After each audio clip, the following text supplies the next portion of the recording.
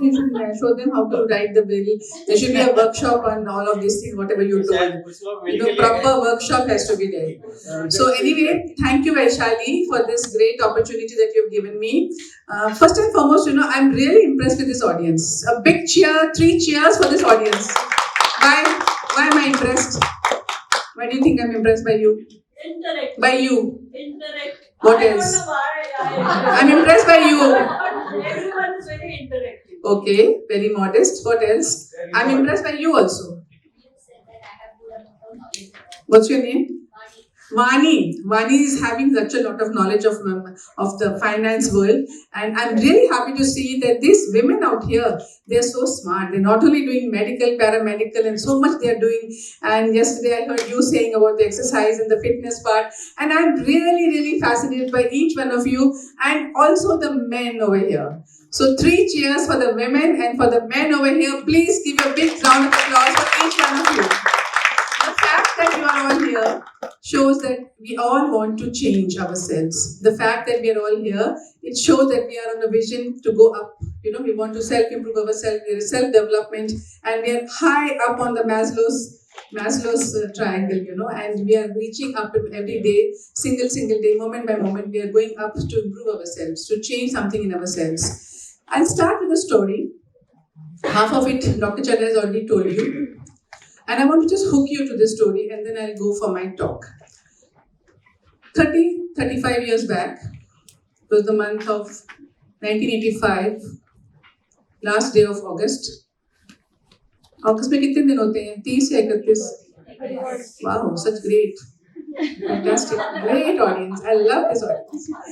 So, 31st of August, I was 9 months pregnant. I was sitting at home in the evening. It was 8 p.m.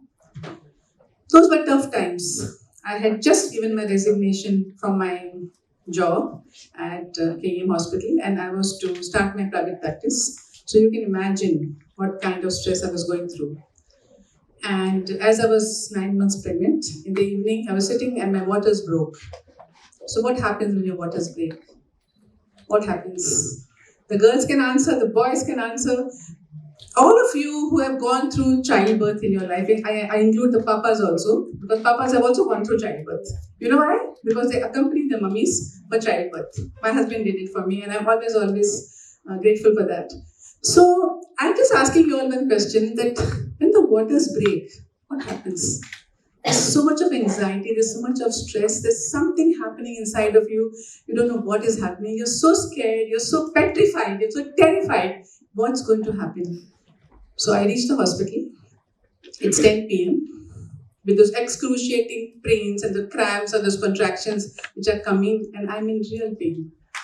And the sister, she examines me and she says it's going to take some time. It's first pregnancy, first delivery, so it's going to take time. All of us know that, right? My husband comes very close to me, holds my hand, looks into my eyes, and he says, Alka, I'm going to tell you something. Don't get angry. What is he going to tell me? But I thought maybe he wants to cheer me up for my pains. Maybe he wants to just distract me from my pains. And then he says to me, can we go for a walk? Walk? I'm thinking, but I know, he's a very sensible man. I know that. He's very compassionate. So I never say no. Not never say no, but I never said no that time. Okay? So I said, okay, let's go. So there must be some plan. कुछ तो होगा plan. अभी 10 बजे sister बोल रही है कि time लगेगा, तो there must be some plan. So he takes me out for a walk, and he takes me to a friend's house. The friend's wife is petrified. ये delivery इसका घर में मेरे घर में हो गया तो मैं क्या करूँगी? And she is looking after me, and all of that is happening. And then we come back a little after 12 o'clock and we get admitted. Can any of you tell me why did he take me for a walk? Any of you? Divert my mind. He could have diverted my mind in the hospital itself, right? He could have sang a song for me, he would have danced in front of me, he would have done anything. Or told me a story. Anything would have done, right? That environment, social. अरे अभी clue देती हूँ मैं तुमको. अभी उन्होंने finance का lecture लिया ना, तो that's a clue. Yeah, we were saving one day's admission charges.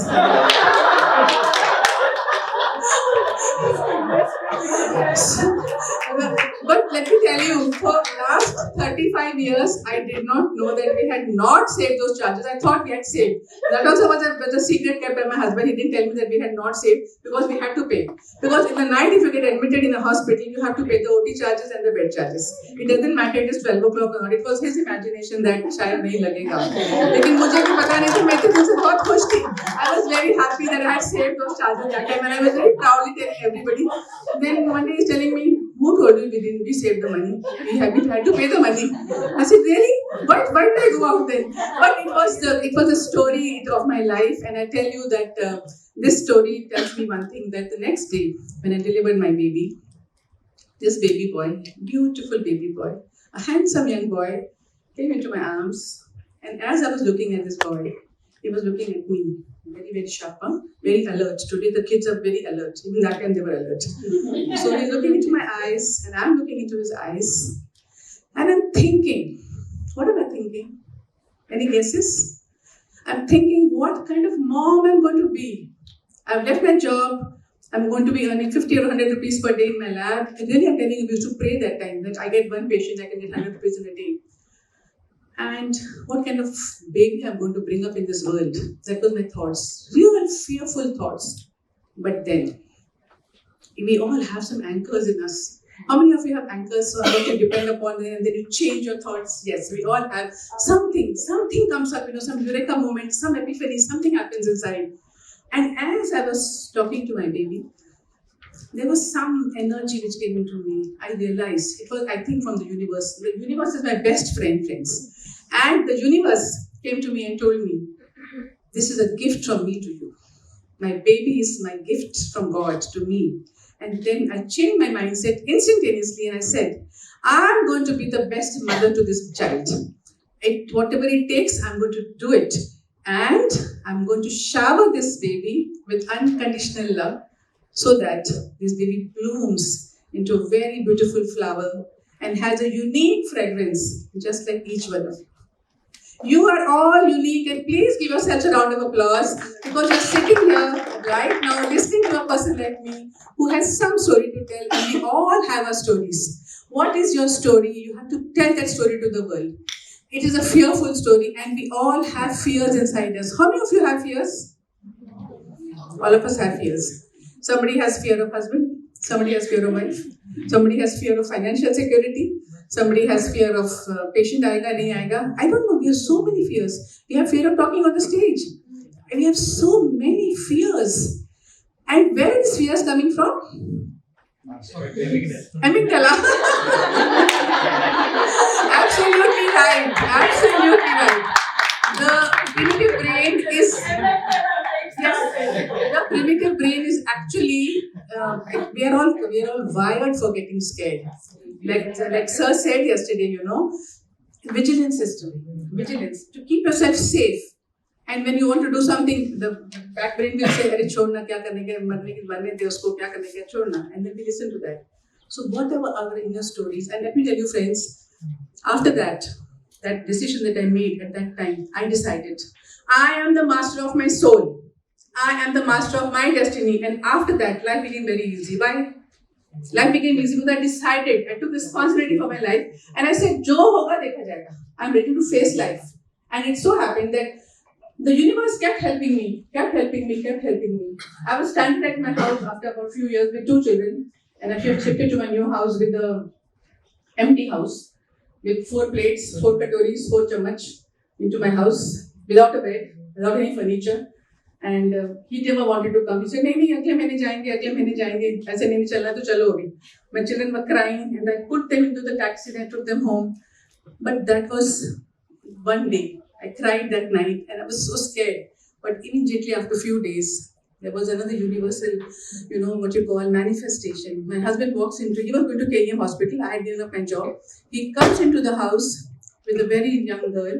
Her name was Philomena. She was wearing a frock. And I looked at him and I said, "Ye kaun hai?"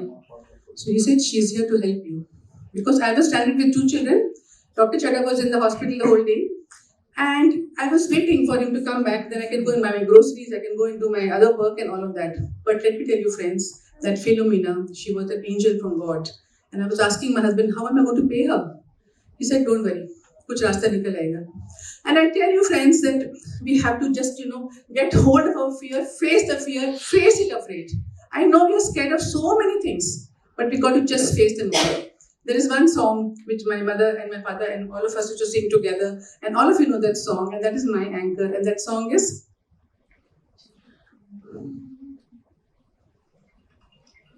हमको मन की शक्ति देना, मन विजय करे,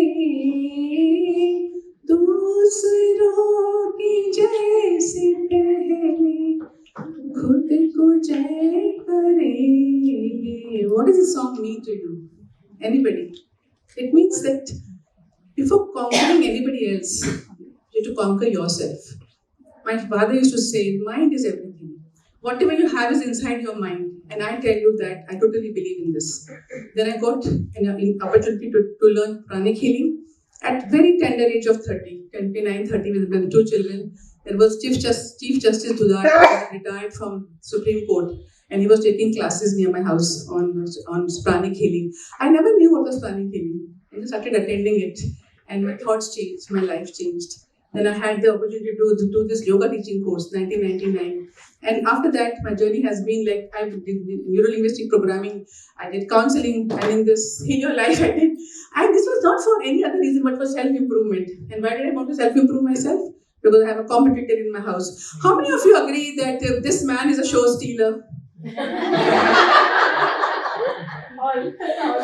All of you agree, no? Yeah. So one day, I was in my medical college. I'm from Science, he's from KM. And I was going towards somebody. My professor was coming.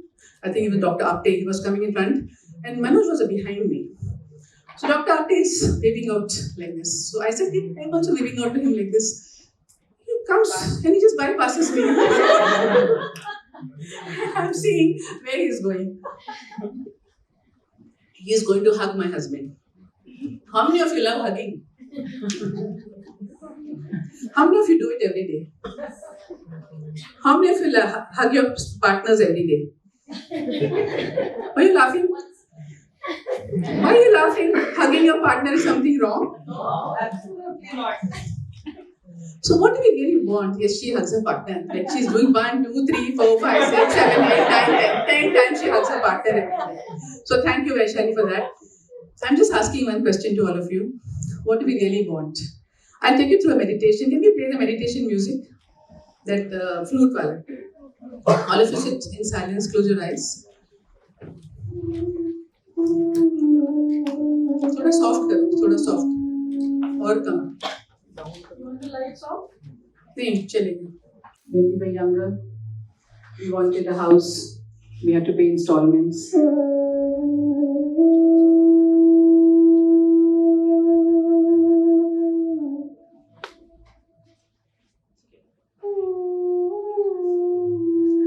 We wanted a house, we wanted a car, we wanted so many things. We were busy earning our livelihood.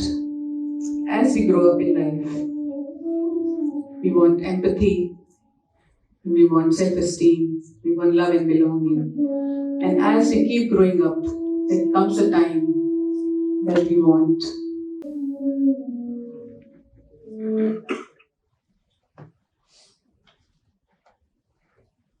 let the list be with you only. We don't want each other's list. We have to have our own list. And what I really want is happiness. I want love. I want peace of mind. I want money. I want a name. I want fame. Shilpa wants a selfie. She wants financial independence. We all want freedom, right? What is the thing that comes with freedom? Responsibility, absolutely. So when I become responsible for my own life, when I take the responsibility of my life, I become free. And what comes with responsibility? How do I own up my life for the mistakes that I have made? Or how do I change myself? With responsibility comes discipline. So if I say to my husband that I have to speak on discipline, so he starts laughing. Ha ha ha ha ha. You want to speak on discipline? Like that he'll say. But I'm just saying, it is for ourselves to realize what we really want in our lives.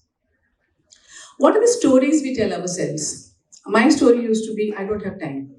When I joined the Speakers Association of India, I became the secretary and I started writing a newsletter.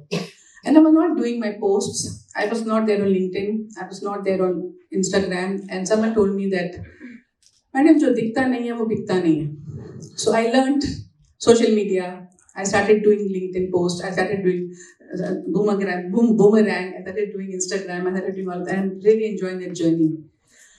The question I'm asking everyone is that what is stopping us from doing what we want to do? That is a question that we have to answer to ourselves. There are a lot of stories we tell ourselves, like I was telling, I don't have the time.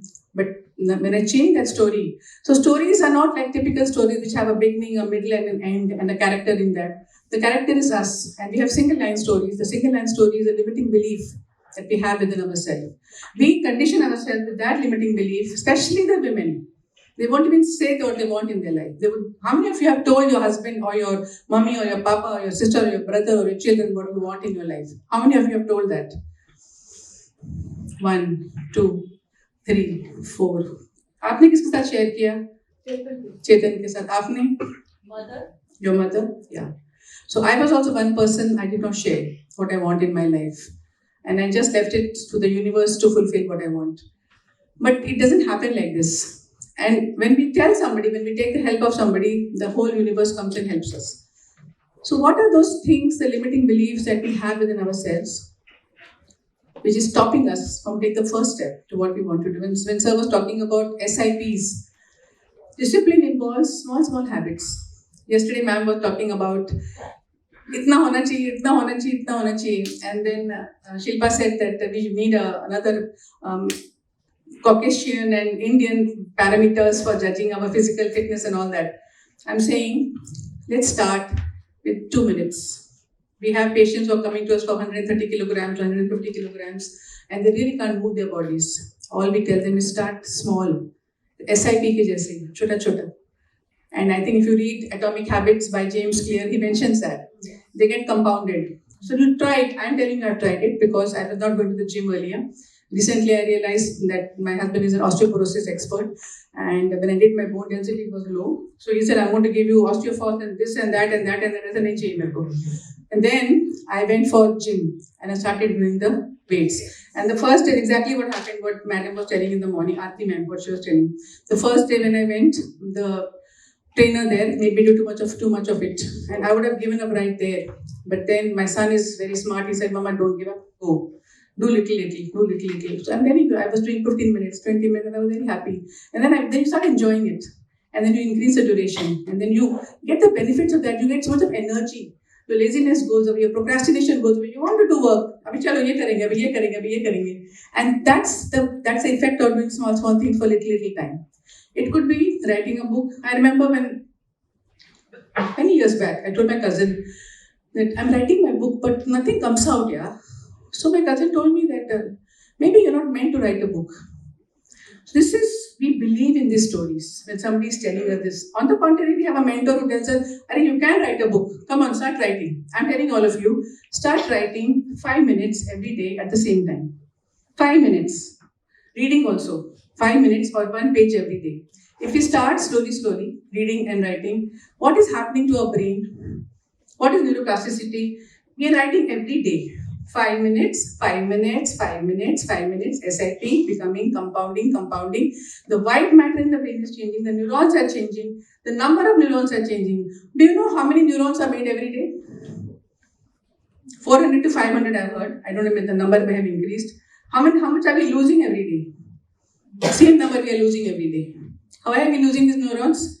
Because of lack of sleep, because of stress, because of so many reasons, alcohol, smoking, and all of these things contribute to losing our neurons. So what are we doing to build our neurons? What are we doing to build our brain? The brain is such a complicated structure. Sir has been explaining yesterday whole day, and I really congratulate you for that. And give him a big round of applause for Venkateswar. I think he brought out the best about the brain, that how the visual cortex is dominating everything, Then we are only led by the visual screens in our life. Are we detoxifying ourselves? My question is that the stories we tell ourselves, the narratives we tell ourselves, we believe in those narratives, we condition ourselves, we limit ourselves, and then we don't come out of it. The point here is that we take a pause, think about what is limiting us, write down the limiting beliefs, take one belief, change it, and do the action for it, like reading or writing or whatever it may be, or exercising or whatever. Just start small, starting small, and that is how we can change our stories. There are so many things I want to share with you. I don't have that much of bandwidth to tell you all the stories. My father, I think that the family is the first organization which builds in us the core value systems. How many of you agree? The stories. So my dad and I, we used to have a lot of dates with each other. I was the firstborn, and the firstborn is always very, very special. And I enjoyed that pamperedness, and he was not pampering me, he was disciplining me, but I enjoyed that attention because my second sister was born after 5 years. And when I tell the stories to my sister, what I enjoyed, she feels very jealous of me. But point I'm trying to make is that I want to tell you that the value systems which shape us, shape our brain, and they help us throughout our journey of life. They help us to take. So there was a tagline in my house: "Be like water." What does it mean to be like water? Slow. Is my glass of water? Whatever makes water. So water, yeah, water is having a flow. Very good. What else? जिसके रंग में रंग जाता है. पानी का quality ऐसा होता है कि जिसके रंग में रंग वो रंग जाता है. So when I got married, that means my mother told me कि आप उनके घर में जा रहे हो, आप उनके रंग में रंग जाना. आप उनको बसाने की कोशिश मत करना. आप वहाँ पर जाके बस जाना. This is what was taught to me, and I tell you that the teachings which were taught to me have helped me throughout my life. What else are the qualities of water? Very strong if it's consistent. Very strong. If it's consistently flowing. Consistently flowing. Wonderful. It can break down stone. Yes. What? It can even break down stone if it's... Yes. That was the last quality I was waiting to tell, but she told it very fast. So between the stone and the water, they both have determination. Which is stronger? What? Water is stronger. Water is stronger because it's got perseverance. It's got persistence. So we got to adopt those qualities of perseverance and persistence so that we can cut through water. But one thing I'll tell you, cut through stone. But one thing I'll tell you, water is not in a hurry.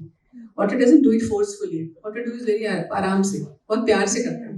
Even if it's breaking the stone, you can break up to another human being. You can break anybody प्यार से. That's what I'm trying to say. Some people have that quality. They may not break the stone, but they can win you can win over another person प्यार से, like water. What else does water do?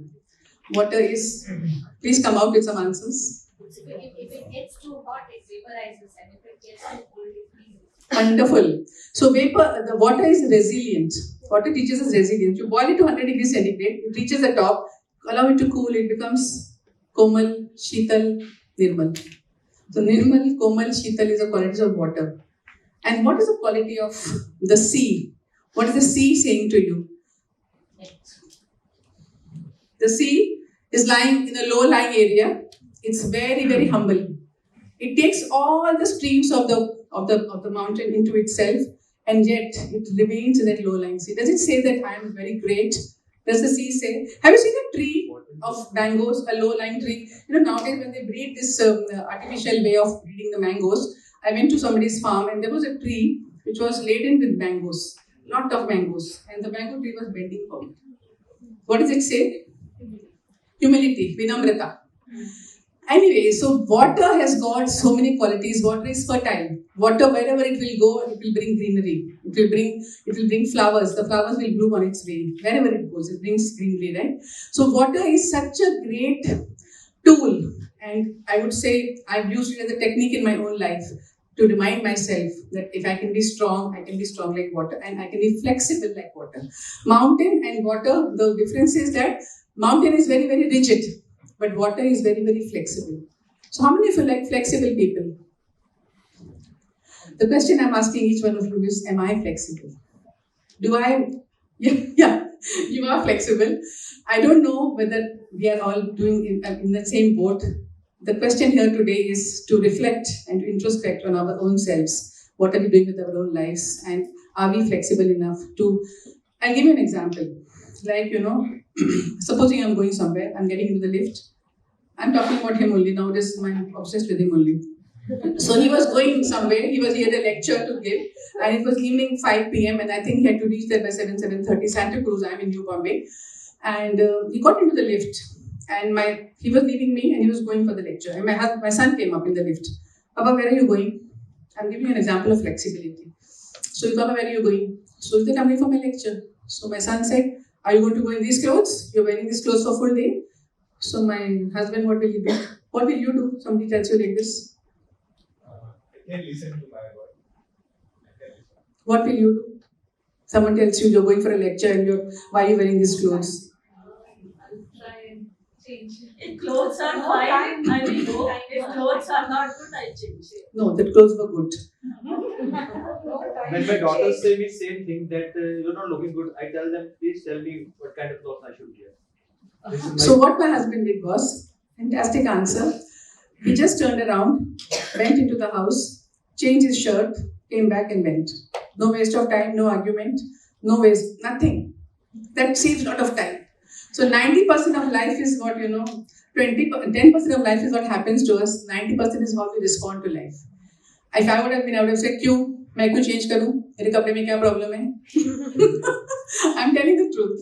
I would have said that and I would have wasted a lot of time and ultimately I would have gone and changed my dress. Because my son is saying, Mama, change करो. तो change करती थी मैं, लेकिन मैं argue जरूर करती थी. But I've learned something that we need not argue. Sometimes we are in a position we want to give a sarcastic remark to somebody. We want to blurt out something without thinking about it. How many of you face that situation? So the point is to be little mindful. Mindful, just to hold back. And I realized one thing, when I'm staying in a joint family, I've got 2 sons, 2 daughter-in-laws, my grandchild and my mother-in-law. So all of us are staying in one house with two maids, full-time maids. So there's a lot of opportunities you get to say something to somebody, which something is not happening right. But then out of 10 times out of 8, I try to control myself. Because it helps me to save my time, it doesn't drain my energy. Happiness is something that can be a habit. Happiness is something that is a decision that we make every morning. Happiness is also resilience. It's a capability to bounce back to normal. If someone says something to you, pakad ke baith jao, then that hot charcoal is, hurting us.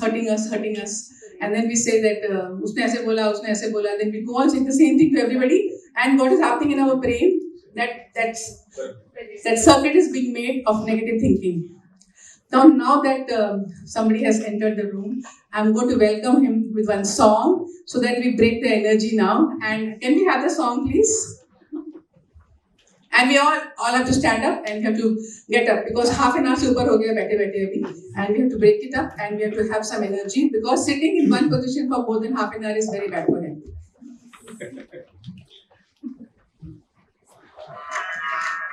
All of you, come on!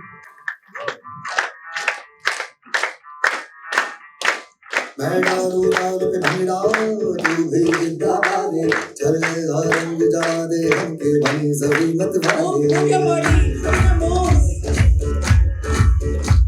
मन कहीं के ले आओ चांदर तारे सारे इन बातों पर मैं चांद रखूं इस नाग में भर दूं तारे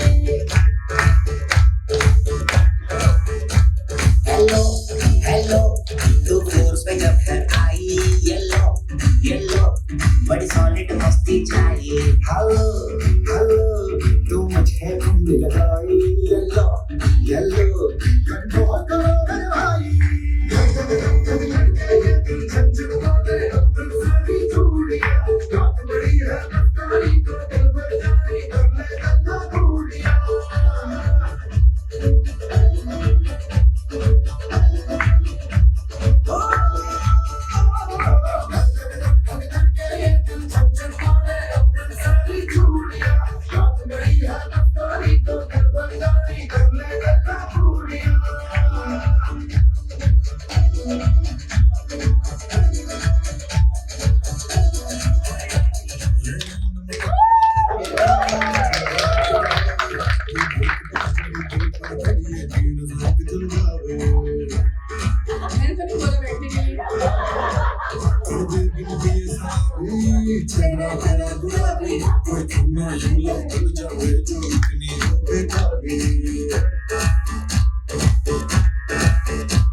हेलो हेलो दिल दिल से कनेक्ट करना येलो येलो ये बातें डायरेक्ट करना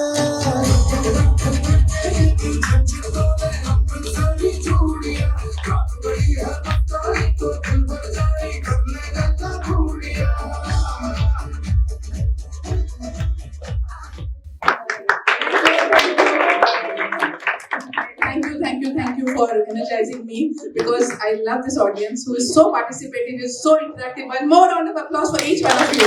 Wonderful. So what's happening here? What are we doing? When we are in a group, we have some hormones being secreted in our body. When we are interacting, we are having some hormones and we are anticipating something. We are having some hormones. So when we are anticipating, what is the anticipating hormone called? Dopamine. When you're anticipating to meet your girlfriend, when you're anticipating to meet your wife, not your wife, sorry, husband. When you're anticipating to meet your boyfriend, or when you're anticipating anything. When you're going for a movie with anybody that you want to see the movie with, anyway, you're anticipating something, anticipating guests coming to your house.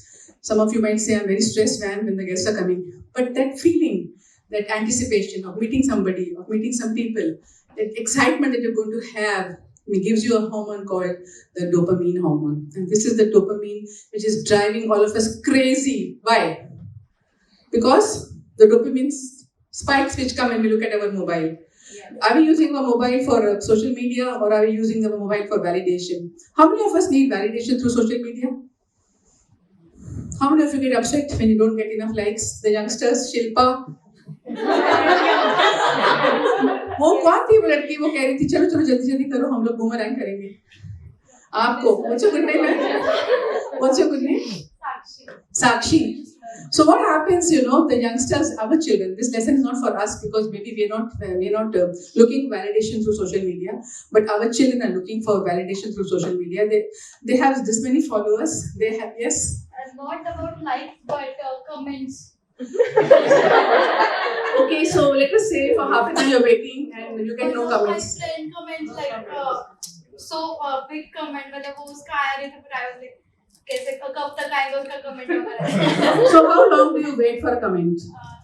अगर नहीं हो रहा तो I will call her.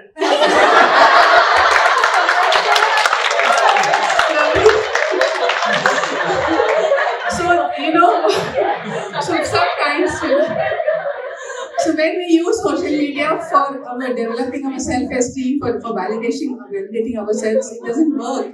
Because that person will never comment, that person will never say anything. Same thing happens when we are linking our self-esteem with the degrees that we have, the clothes that we wear, the brand that we use, the perfume that we wear, the dress that we wear, the car that we drive, the house that we have, and it goes endless, the list is endless. When we borrow,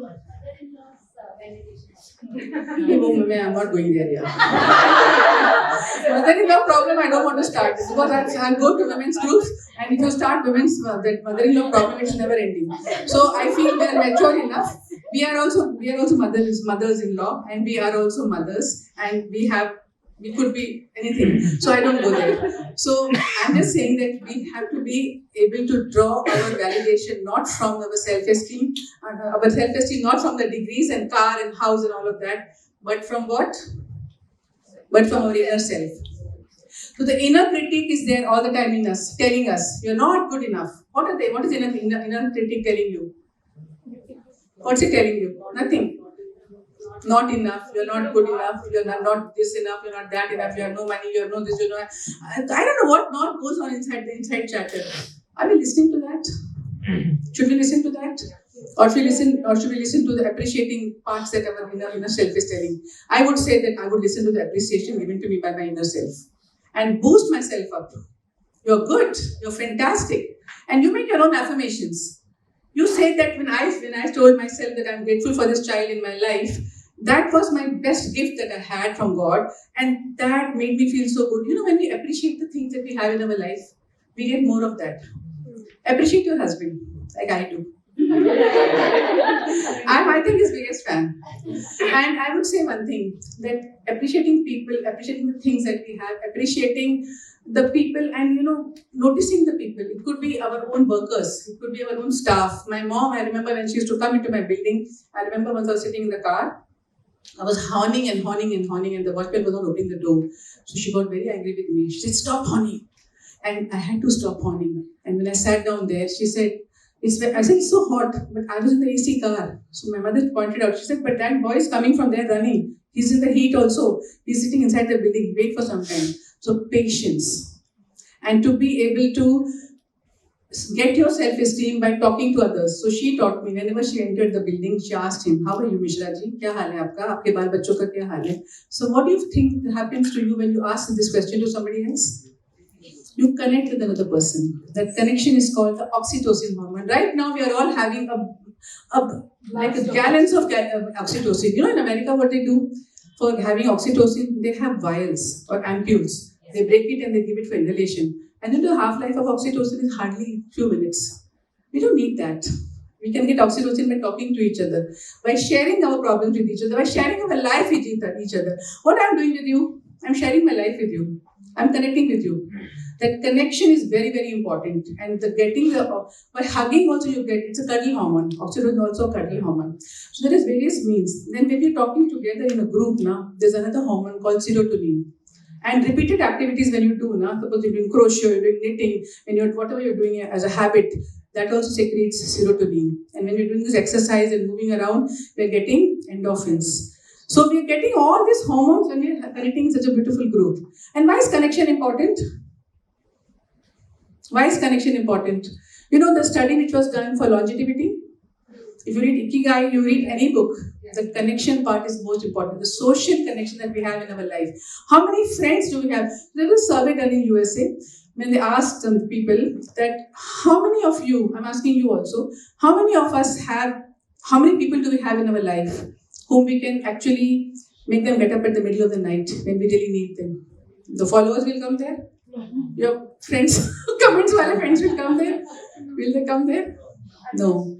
So those followers, those friendships on the internet, some of them may be coming also. I'm not saying that they all will not come. But how many people do we have in our life? In India, the number will be more than 1 or 2. But in America at that time, the survey showed that the people, each one had 25% of the people had one person and 75% of the people had no person to deal with. We have a human library in USA in which when you go there, itna loneliness hai, loneliness is such a big killer today, I want to tell you.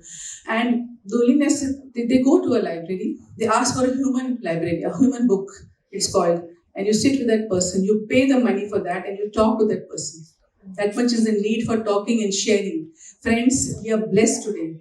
We are blessed today to be in India, and we are blessed today that we have our elders with us, we have our grandparents, we have our uncles and aunties. Let's not ignore them. And I feel the senior citizens, I run a senior citizens club in New Bombay for the last 10 years. And I want to tell you that these seniors, they are the storehouse of their experiences, the maximum stories that they have.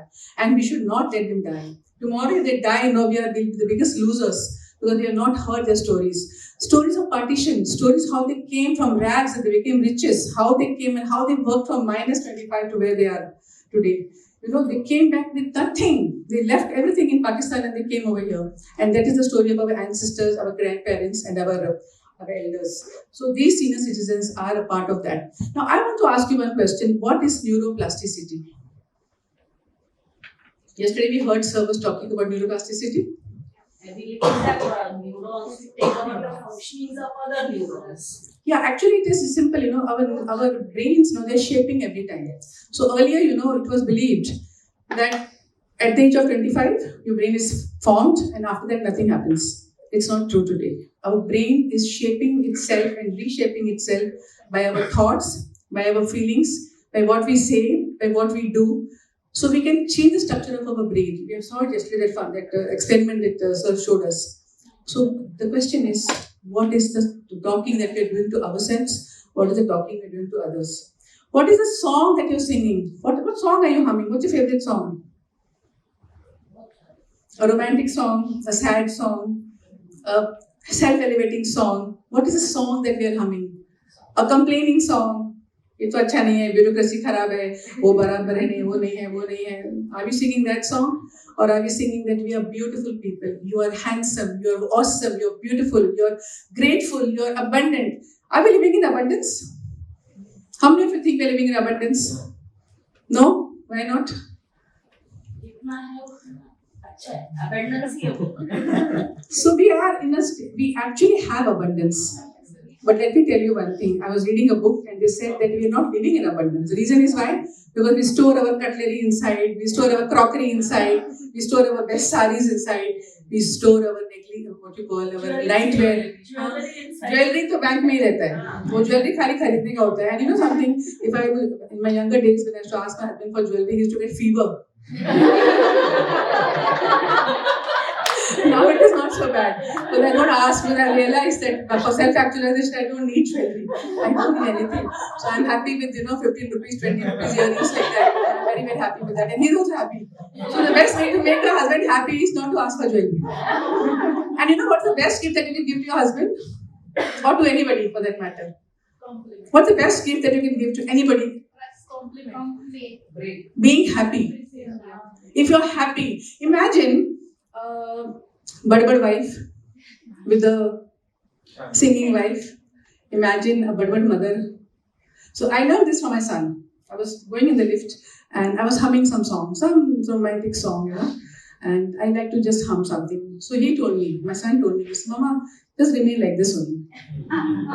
Means, we are always trying to correct our children, correct our husbands, correct XYZ, correct my staff, correct everybody. So we have a fault-finding machine inside of us. So if we can keep the fault-finding machine away, we can be friends with everybody, and we can also become happier people. And that is what I'm trying to tell about the brain. When we are doing fault-finding, that particular circuit of the brain is being enlarged. Fault-finding, that becomes a habit. And I tell you, it's not easy to break a habit. The only way that we can break that habit is by appreciating, by giving compliments. You're looking very handsome today. I love your hair today. I love the color of your sari today. Whatever it may be, you can find something good in somebody.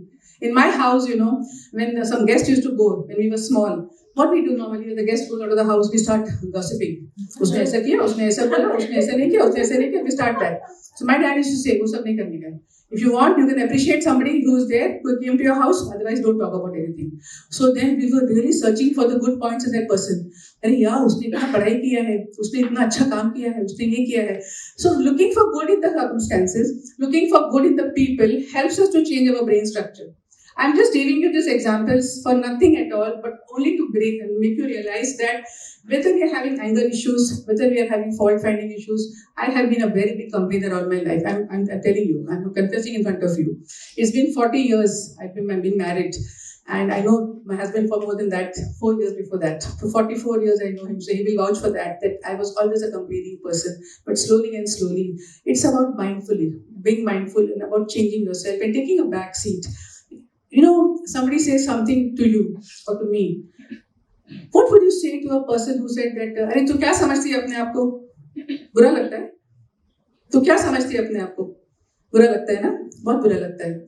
But at that time, no, if we can just take a pause.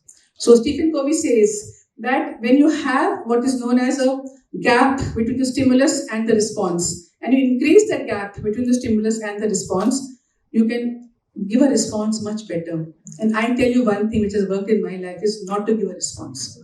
At that moment, not to give a response. And after 24 hours, when I think about the situation, it becomes very trivial. It लगता है कि अरे why was I getting angry at that time? At that time, you know, we can't understand why we're getting angry. But when you look at it after 24 hours, it could be in your office, with your boss, with your junior. Sometimes the juniors behave rudely with us. Sometimes they say something which we don't want to hear. Sometimes they tell the truth also to us. Remember that. And when they tell the truth to us, never feel bad. Try to look at the criticism constructively. Many times my staff tells me something I don't remember now, but I can't remember now. But actually I can't remember. I don't want to share it with you. So they tell us something which is actually the truth of our life. You know, we don't want to look at it. Why I'm getting angry. So something my junior will tell me, my technician will tell me.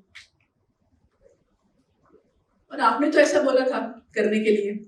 And I have forgotten about that, what I told them to do. And then I blame them for what they're doing.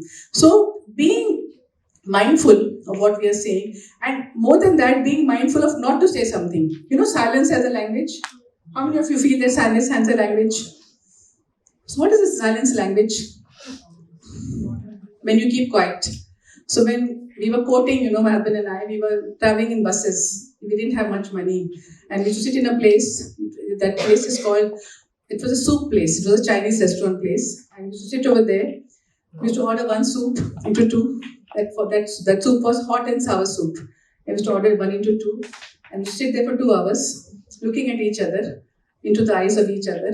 I wish you can do it more often now. So, and that is what I mean by the language of silence. When we are in silence, we are still saying something to somebody, and it is a language which we can understand that person's understanding. That is a great connection. That's a great relationship that you can have with any human being on this earth. It could be a father, it could be a mother, it could be a child, it could be anybody. Today, children, they want to talk to us, but they don't want to listen to us. That's what I feel. But actually, if we praise them, and if we appreciate them, and if we connect with them, they will listen to us. I think it's a question of time. I have a lot of arguments with my 2 boys, and I always feel that, मैं कैसे करूँगी मैं, क्या करूँगी मैं, but then I just keep quiet and it turns around. The whole situation turns around. So I don't want to take much time, but I want to say one thing. We all need love. How do you get love? Wow, kya audience hai? Round of applause, come on. So you are such a great audience. You know how to get love by giving love. So are we giving love to the people in our lives? How are we giving love? Love is about kissing somebody? Is it about hugging somebody? What is love? Love is about caring for someone. How are you caring for the people in your lives? I know that I get a lot of care in my life. When I'm traveling, I get my ticket on my table. I get everything made for me. I know that somebody is there to do for me. If you have one person in your life who takes a photograph without you asking that person, you're the very lucky person. That person that means caring for you. I used to have a time in my life when someone used to take my photograph without me asking for that person. Today I have to ask for that person to take my photograph. That's the only thing which has changed. But I ask. I don't mind. I tell him, take my photograph. So I'm saying love. We now all need love. Love is by giving and creating those beautiful feelings inside your heart. Not having that anger, frustration, uske baare mein. When we start changing our life's thinking, the feeling, then our brain structure starts changing. So one thought in our mind, if we can make, it's a positive thought. And if we can change that, we can change the stories of our life. We can change what we are doing in our life. So we need love, we need happiness, we need peace, we need inner joy, we need connection. So inner joy ke liye kya chahiye? Inner joy, for having inner satisfaction. Do you need money for that? Contentment, right? How do you get contentment?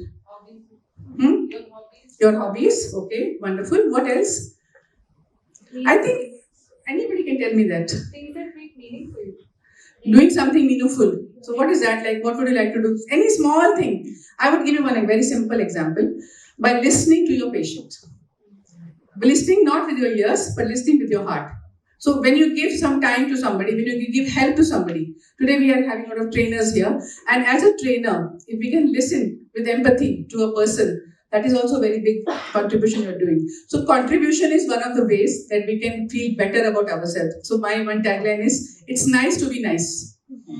So you don't lose anything. I'm not talking about money. I'm talking about giving of yourself to somebody else. It could be just listening on the phone. Like sometimes, I'm very, very busy and I don't want to pick up the phone, but still I pick up the phone. I don't know why I picked up the phone. And that person is, saying something that I really don't want to hear. I don't have the time to hear. But then don't pick up the phone that time. Because it's very difficult to cut that phone. Because that person is in trouble, that person is in pain, and he wants to share his pain with you. So how many of us are ready to share the pain of other people? First and foremost, yes, very good. We all want to share the pain of other people, but are we really ready to share our own pain with our own selves? How many of you sit with yourself? How many times in a day? What's your name? Amol. So Amol, I ask you a question. How many minutes in a day do you sit with a boy called Amol? Rarely, but sometimes. I said how many minutes? I do that. How many minutes is a question? I'm not saying you do 10 it. minutes. 10 minutes every day? Okay, wonderful. 15 minutes. I told you this audience is wonderful. See, they're all sitting in with themselves. So what do you do when you sit with yourself?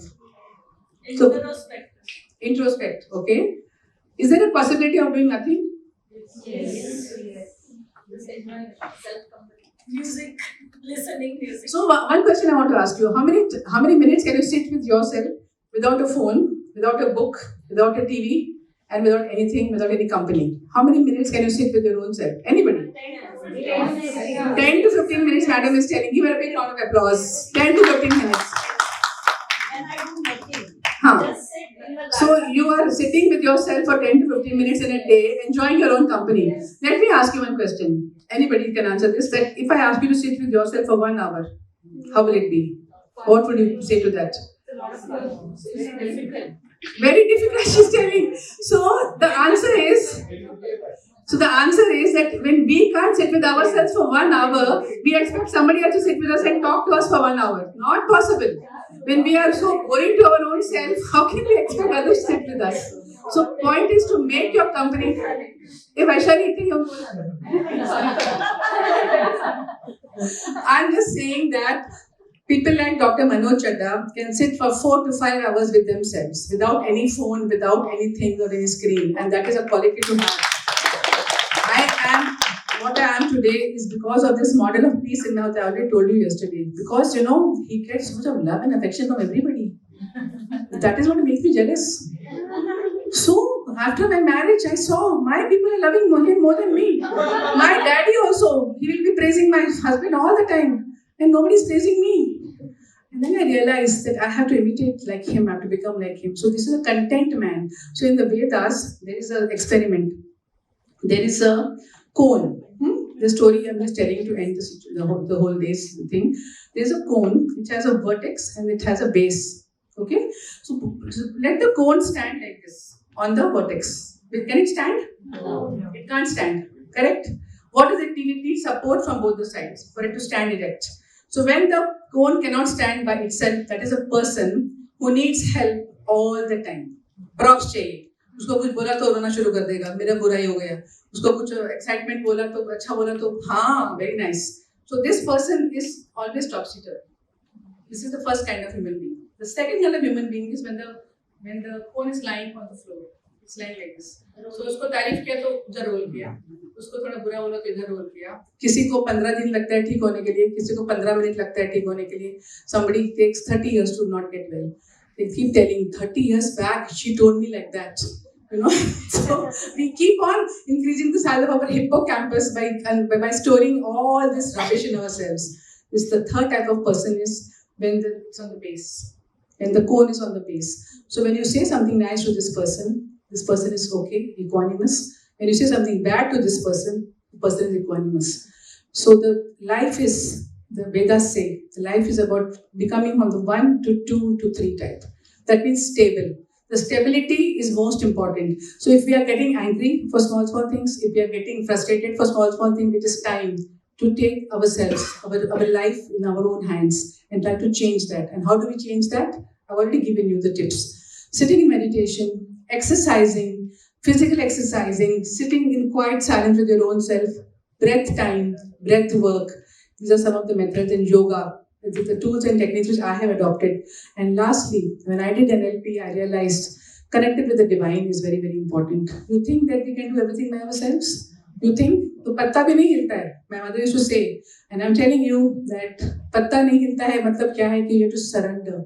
Sometimes we don't have answers to all the problems in our life. Do we have? I don't think so that we have answers to so many things in our life. But when we are connected with the divine, slowly and slowly, when we sit in silence, I tell you friends, you get the answers. It will come, aaj nahi to kal. But we have to weed out those things from the garden of our mind. So our mind is like a garden. What seeds are we sowing in that garden? So I'm the master gardener of my own soul. What thoughts I'm putting in this particular garden is up to me. I can be complaining, I can be saying, comparing, I can be condemning. So these 3 C's to karna nahi hai. And we can be little mindful of what we can spread happiness. By being happy, by spreading love, by being grateful. Gratitude is something which makes you very, very happy, friends. When everything is lost, when we look at our life, we have got so much still with us. In the pandemic, we have heard so many stories. There is not a single family who is not affected by the pandemic. Kisi ka koi person has gone, somebody's job is gone. It has been a very big lesson to all of us. We have stacks of clothes lying in our cupboards. What are we doing about those stacks of clothes? We are still buying more so that they are going on falling. So my husband says, you will buy a new dress only when you give away 2 dresses. So are we giving away those 2 dresses or are we not buying those 2 dresses? My question to you is, think about whatever I've told you, what you really want in your life, what you can do to get that thing in your life and spread that joy, because when you give away joy, joy is what comes back to you every day. And life can be a miracle. If you think it's a miracle, like Albert Einstein said, or if you think it's not a miracle, it's not a miracle. So I think that my life is a miracle. And every day I see this miracle happening in my life. Thank you so much. Please share, everybody can share if you want, or you're going for lunch. No hurry for lunch. Any questions for her? Any comments? Sharing, Feedback, sharing. suggestions? Sir has. So that's good. I'll just take my phone.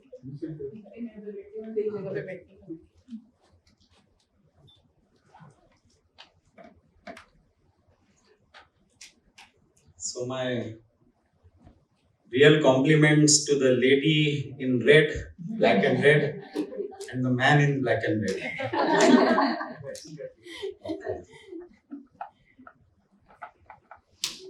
From the viewpoint that in psychology we say that self-disclosure is one of the real tough things. And I'm really happy they are the senior-most people here amongst us, professionally and age-wise. And it is really very heartening, to see that in a transparent manner, they have been so free, frank, and forthcoming. Because that brings us to a very, very useful, understanding from psychology, what is called as a authentic living, and not hiding behind, whatever that you may want to. Because modern life is all about hiding yourself. In fact, the persona, the meaning of persona, Greek meaning, whatever origin, Greek, Latin meaning of persona is mask. Because the whole idea in psychology is that, we all move around with masks. We try to project what we really are not, and our success in modern times depends on sometimes the type of mask that we wear.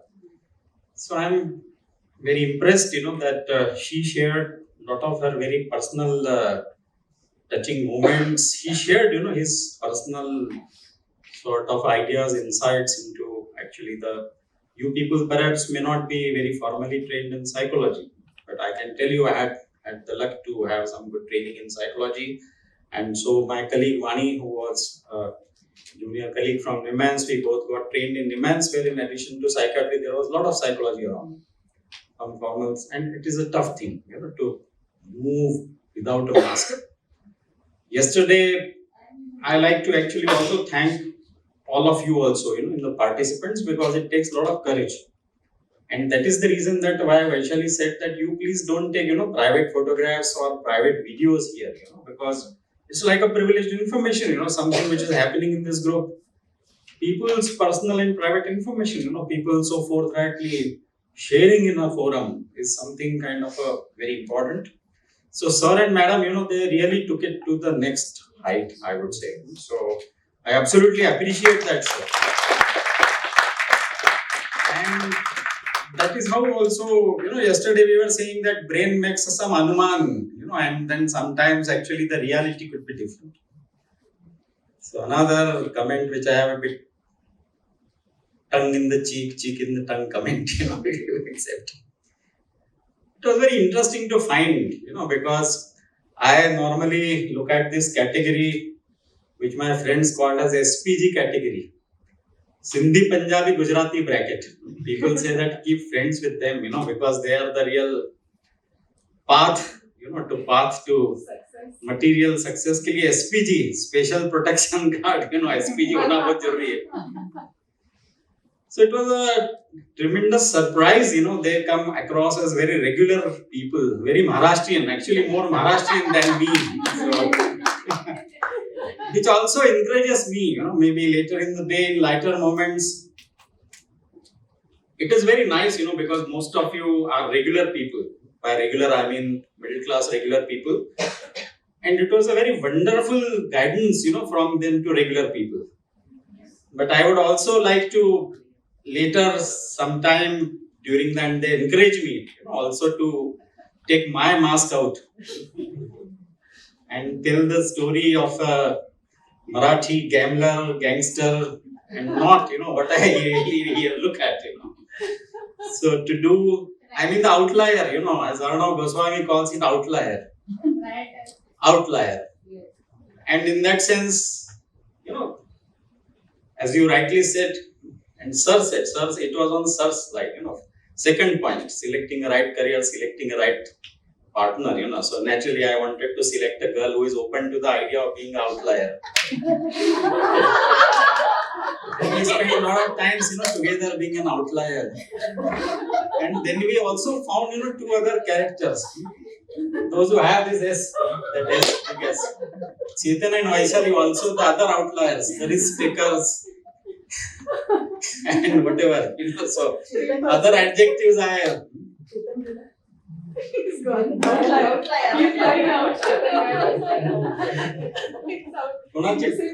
David Copperfield की story होती ना English में famous है, Huckleberry Finn.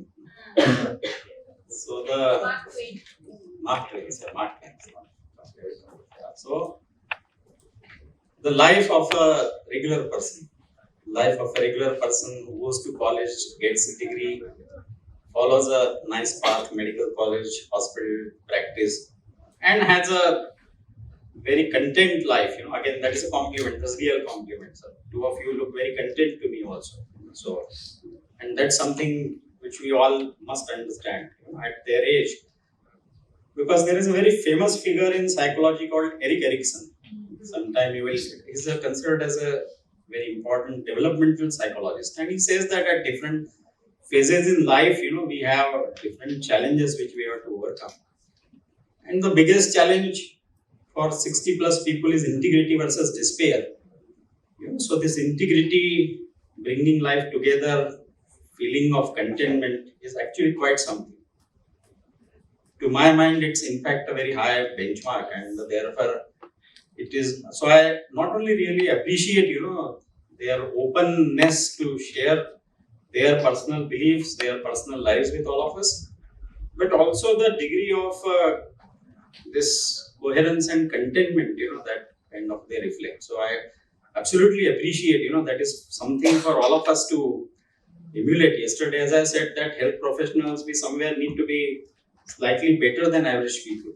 And I think they are really good role models in that context. And that's why I thought that whether we talk of Erik Erikson or whether we talk of existential psychologists, who talk about this being authentic people and talking authentic, without actually the veneer, without that mask. So I really highly appreciate, it's a very different flavor, which they brought to this whole discussion. We will continue this, and I will also therefore, later in some lighter moments, we will have to add to this the story of outliers also. So not like that, who broke every possible rule and who continue actually to break the rules. And this workshop actually is an outcome of breaking more rules.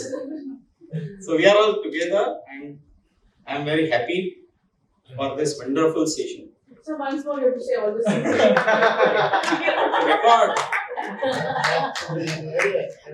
Really appreciate. He didn't really come here for all.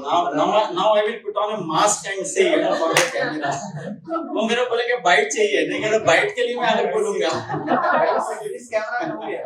ये moment अपनी mask हो में.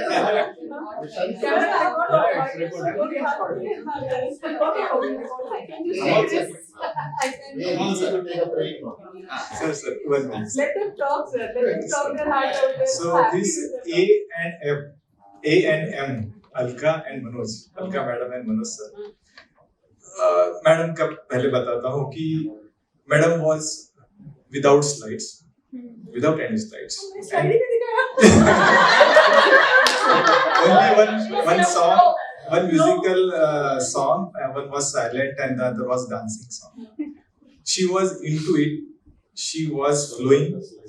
She was flowing in such a manner that ultimately she forgot कि what that song of Zindagi that she want to say. इतना इसमें थी. अब madam was to record the sir's words actually कि sir ने क्या अच्छा बोला उनके बारे में. तो मैडम ये चीज ऐसी है कि ये यहाँ रखने की, इसको रिकॉर्ड करके नहीं रखो इसको. बच्चों को दिखाने कोई जरूरत नहीं madam. We don't need endorsement. But kids need endorsement. The next thing what I have thought behind कि ये लोग इतना ओपन कैसे हो गए, सब चीजें इतना अच्छे शेयर क्यों कर रहे. तो one of the good thing that I think as a pair there is a very good balance. ये ऐसे ऊपर में बनाए वाले जो मैच है ना कि ये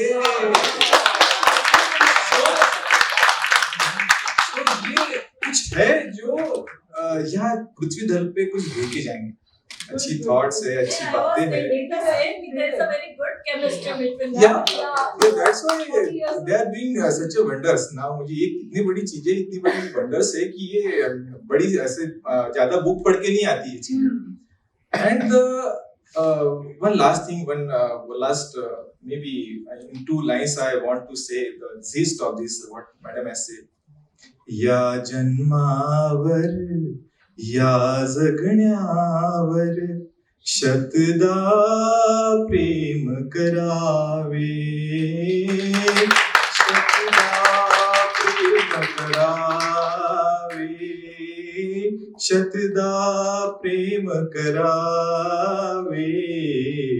या जन्मावर या जगण्यावर शतदा प्रेम करावे.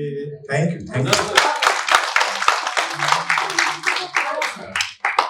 तो इसको ऐड करने के लिए मैं एक चीज जरूर बोलूंगा कि ये है ना, how does this self disclosure become possible. जो अपन बोलते हैं मास्क किस वजह से होता है, मास्क एमिगडाला की वजह से होता है.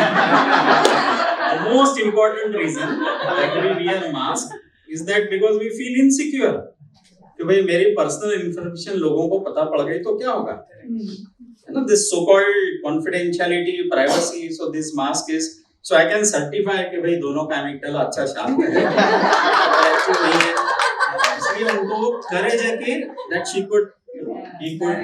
they could narrate, you know, their personal narrative, personal story. And in front of each other. And in front of each other. Madam is not there too. Exactly. क्योंकि मेरे को वो भी ध्यान रखना पड़ता है, इसलिए मैं हमेशा इधर देख रहा हूँ.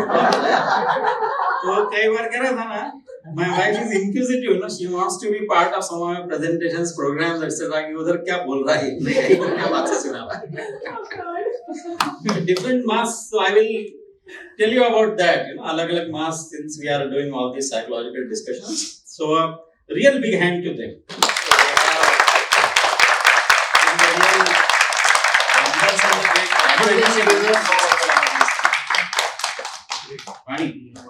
Okay, so now I will make a personal self-disclosure that because I always thought that great people only existed among my faculty members in NIMHANS. So We have lots in endocrinology. yeah, so what I thought was that a lot of times actually in medicine there is somewhat a dearth of role models. This is true because always we are celebrating people who have the maximum number of papers or who have Padma Shri or maybe who have treated some very famous patients. You know, and somehow that doesn't fit with my thing. You know, I feel that there could be something more. And today I feel that not only that sir and madam have put that role model, but in very simple and conversational language, they gave us simple ways how to get there, how they got there, the story of their evolution. Maybe I'm not that ready, but I know it's like baking a cake, you know. So when they show you that this is the cake that you're going to get, and then you are more keen to get those ingredients and work, and then you know that, okay, this is what I want to be. So I think this is important for our mind-body medicine, and this is exactly what we have to also project to the patients. Like in the part of what Hippocrates said, he said that a doctor cannot hope to deliver health or a picture of health unless he himself is healthy. So in this way, by giving other dimensions of health, which are more of a spiritual and a internal health and a financial health. Sir and ma'am have given us some roadmap to keep ourselves also healthy so that we can inspire our patients also to do the same. Thank you, sir, and thank you, ma'am.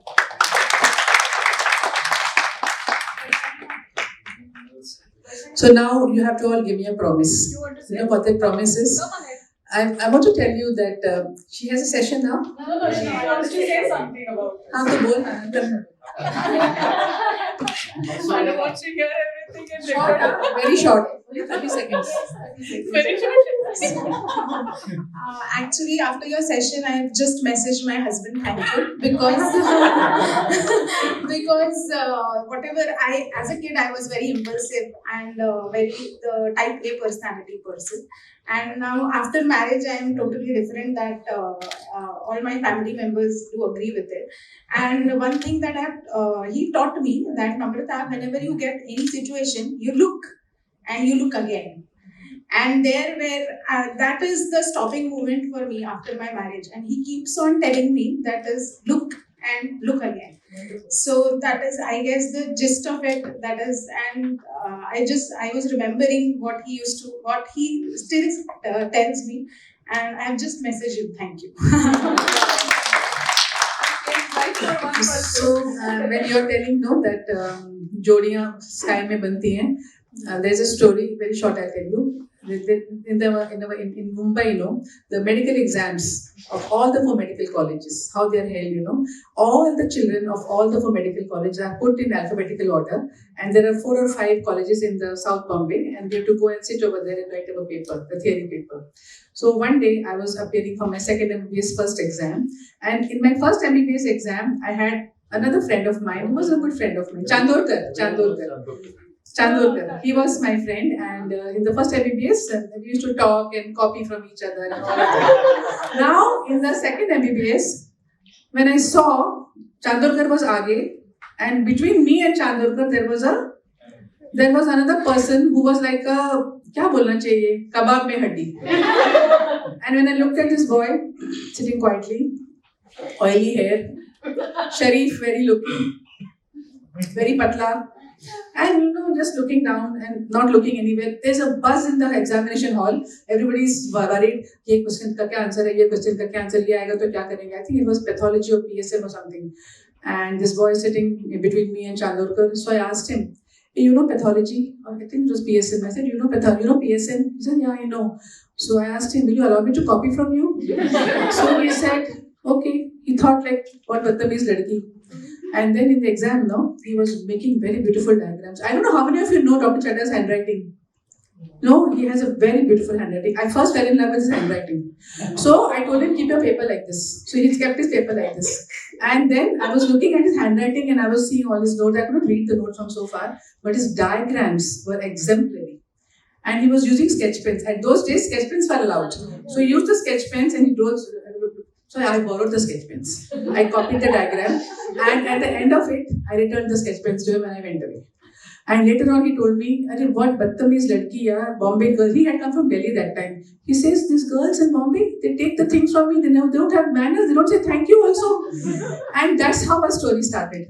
And then it was about teaching. He became my teacher. He started teaching me ECGs, he started teaching me medicine. But one thing I have complained against him, that he didn't let me do MD medicine because I had less marks. So I want to tell you one thing that you all have to promise me. My book is coming up now, The Magical Lives of Happy Couples. Today was not meant to be telling you this thing, but in that I've written all the stories of my life and many, many, many more stories. And I'll be putting up on Amazon very soon, and you all have to buy that book. I'll keep it very cheap. Thank you so much. How do you bana देते हैं उसका? बनाने में कुछ problem नहीं है. What's your Instagram handle? Okay. Anyone else has any comments on this? Okay. So now I have Geeta to talk on some nutrition hack before we disperse for lunch. So today is a special lunch arranged by Geeta. Geeta is going to also have an enchanting session tomorrow. So she'll tell you the hacks tomorrow. Yeah. What a half day it was. I think it's a complete different environment we are in. Every day we don't We don't usually get into this environment. We are in a hurry. Our lunch is our working lunch. We don't think about what we are eating. We just manage the time. But I don't know how the feedback will be with this lunch, because you are in a very different state of mind, and after that, you are having your lunch. So let's hope the feedback is good. Tomorrow afternoon, we'll talk about it. Listen to me carefully, because this is an instruction, and I've seen since yesterday the audience is so wonderful to understand and apply all the instructions which have been told to them without asking questions. So this is so good. So today's the instruction is we are having a Maharashtrian lunch. It's a typical. So how many of you are Maharashtrian and had food in Pangat? Most of us. Few of us who are not oriented to it would like to. I wanted to have a lunch where we're all sitting and then we're being served with food, but that was not possible here. But then we will make it possible through some different way here. You have to listen to what I'm trying to tell you and follow it without thinking why and how. Tomorrow we may have the feedback, but definitely think how different, like yesterday, hot water and salad. I did not introduce that to you, but just we said that there's going to be a hot water salad. Most of you were chatting and talking, so maybe you may not have realized what you ate, how much you ate. Few of you who did, we'll talk about it tomorrow again, because all this will be discussed in the nutrition session. But today I want you to think that why this technique, why we're doing this, because it's a mindful session, and 1.5 days of that mindful session must have made you very well aware and conscious, and that's why you're thinking about it. And with some brief before the lunch will definitely make you more aware. So you will be all ushered to a room, the room where we already are sitting since, yes, not for the breakfast, but yesterday lunch and dinner when we had there. Have a seat there, relax. Generally, in our Indian culture, we say prayers before lunch. So I want all of you to just have 2 minutes, deep breathe, or say prayer, whatever you do, but just 1 or 2 minutes. Then there you'll be served with a welcome drink. In Maharashtrian drink, we call it. I'm introducing the menu to you beforehand, so you know exactly what to eat when. So you go by that process and try to ask yourself what went right and what went wrong or no effect. It can be whatever. So you will be introduced with sol kadhi. Sol kadhi is a Maharashtrian drink made with kokum milk. So kokum and coconut milk. You have that first. It's important you eat the way it is being served. Then you'll be given kothimber wari. That's again a Maharashtrian dish which made up of kothimber, is coriander and basil. And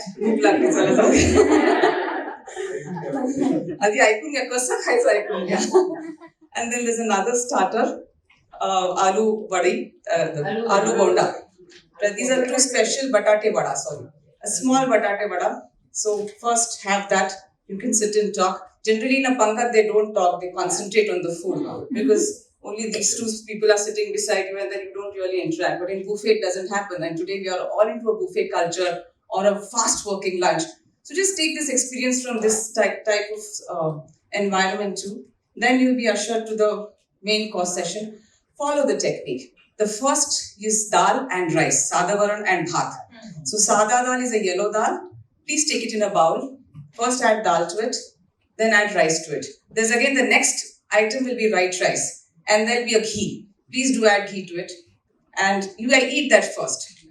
Right? Sada dal and rice, but it is not rice pe dal. It is a bowl, dal, add rice to it, and then add little ghee to it. You're eating that first. Then the next 2 vegetables will be there. 3 vegetables. They've given paneer also, but that's your choice. But there's matki usal, there's bhindachi bhaji, the bhindi sabji, and then there is roti. Follow the technique. Then there is roti, right? Before that, there is a left counter where you have to eat the koshimbir. There's definitely a koshimbir and papad. Again, in Maharashtrian culture, you have the left side. Every culture definitely, we have South Indians here. The left side, the right side, and the center. So you already had a starter and the drink. Then you are having the salads. Do not eat randomly. Eat the salads, then have that papad or something. There's a soup also, the choice is yours. And then you come to the main course. You can keep coming and going, because you have to eat that in technique. So you can't take randomly. The choice is not yours today. You can take that after you finish this way of eating if you want to eat something else. And then you have that roti, puri, whatever is there. There'll be puri and there'll be a chapati. The choice is yours with the accompaniment. And then you go to the sweet counter. There's Shrikhand and there is Firni. There are other sweets too. This is a typical Maharashtrian menu. Follow the technique, follow the order, and tomorrow we'll talk about it. And please note the experience of it. Thank you very much. Have a wonderful lunch. mind body medicine works. So out of that PNIE, the N component, and in that N component, the autonomic component of that, I'm going to discuss with you. It won't be like a didactic lecture. I will just give you kind of glimpses of what kind of basic research that we are doing in our lab, and what results that we have got, and how the evidences based on that we can give different kind of mind body tools to our patients. So what are the evidences that are there, and why we are promoting that these tools might be helpful to the patient. So I will try to give you the gist of that, a brief idea of that. It is a work, you can say, of almost now of 7 to 8 years that we are working in this field. And in those years, what is the main focus of our activity? There are two types of research that happens normally. One is called as a outcome research, and the other one is called as a process research. Outcome research means where you see the parameters prior to intervention, you give the intervention, and then again you record the what is the effect of these interventions on the parameters. So before and after studies, these are called typically an outcome research. While the process research is that when you are doing those interventions, when you are doing those activities, at that time what is happening to different parameters. So this is typically a process research. So when a person is doing yoga, when a person is doing relaxation, at that time what are the changes that happens in the parameters. This is what is our main focus of the whole activity, and based on those evidences we are promoting that these kind of tools, they are really going to help our patients. So I will just go with the very quickly I will go with this autonomic nervous system. As I have said, it's a very important component of PNIE axis. Okay, so N component. This is the institute where I am working, and the lab. Next slide. At the outset, I would like to thank all those persons or researchers who have contributed to this. So we are having two groups. One is the HRV Diabetes and CAD Studies group.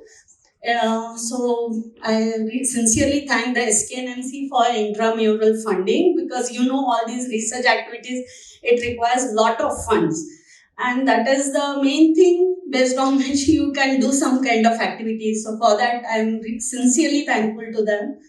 Pavna Hospitals, Dr. Fadke, Dr. Vaishali, why I am thanking them? Because they are the source of the data that I have really thankful to Madam, Sir, for providing me this opportunity to collect the data from different patients so as to reach to some conclusions. And the neuroscience of yoga and studies that we have started long back. And for that, I am thankful that DST, Government of India, has selected our project for this. Then Yoga Forum Munich, and Dr. Bhausar, as Dr. Sanjay Fadke has already mentioned about, because he has really given us the insights of the text, original text of Patanjali. And based on those Patanjali Yoga Sutras, whatever work that we have done, I am going to tell you that what exactly we have worked based on those sutras. Next slide. So this is the field where we are working in our institute.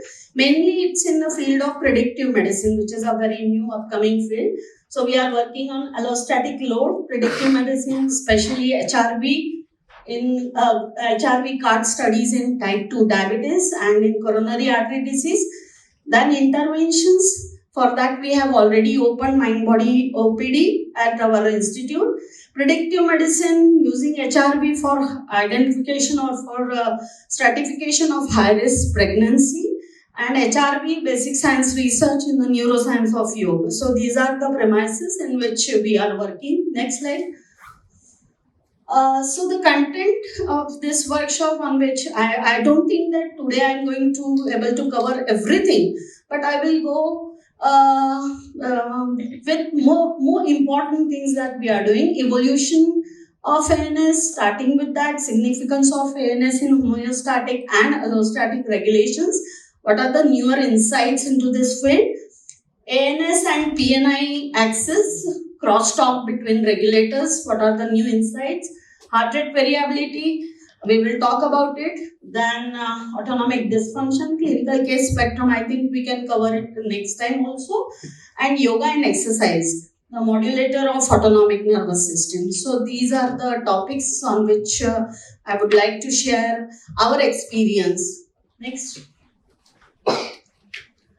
So I will just go through very quickly evolution of ANS subdivisions. So it's a geological time scale. Mine is 1 million years. So somewhere you can see the how the CNS has developed. And I think I can use the same stick, which yes, this is the nice stick. I think it is possible. Right. So you can see over here the first autonomic nuclei that was developed is the dorsal vagal complex, DVC.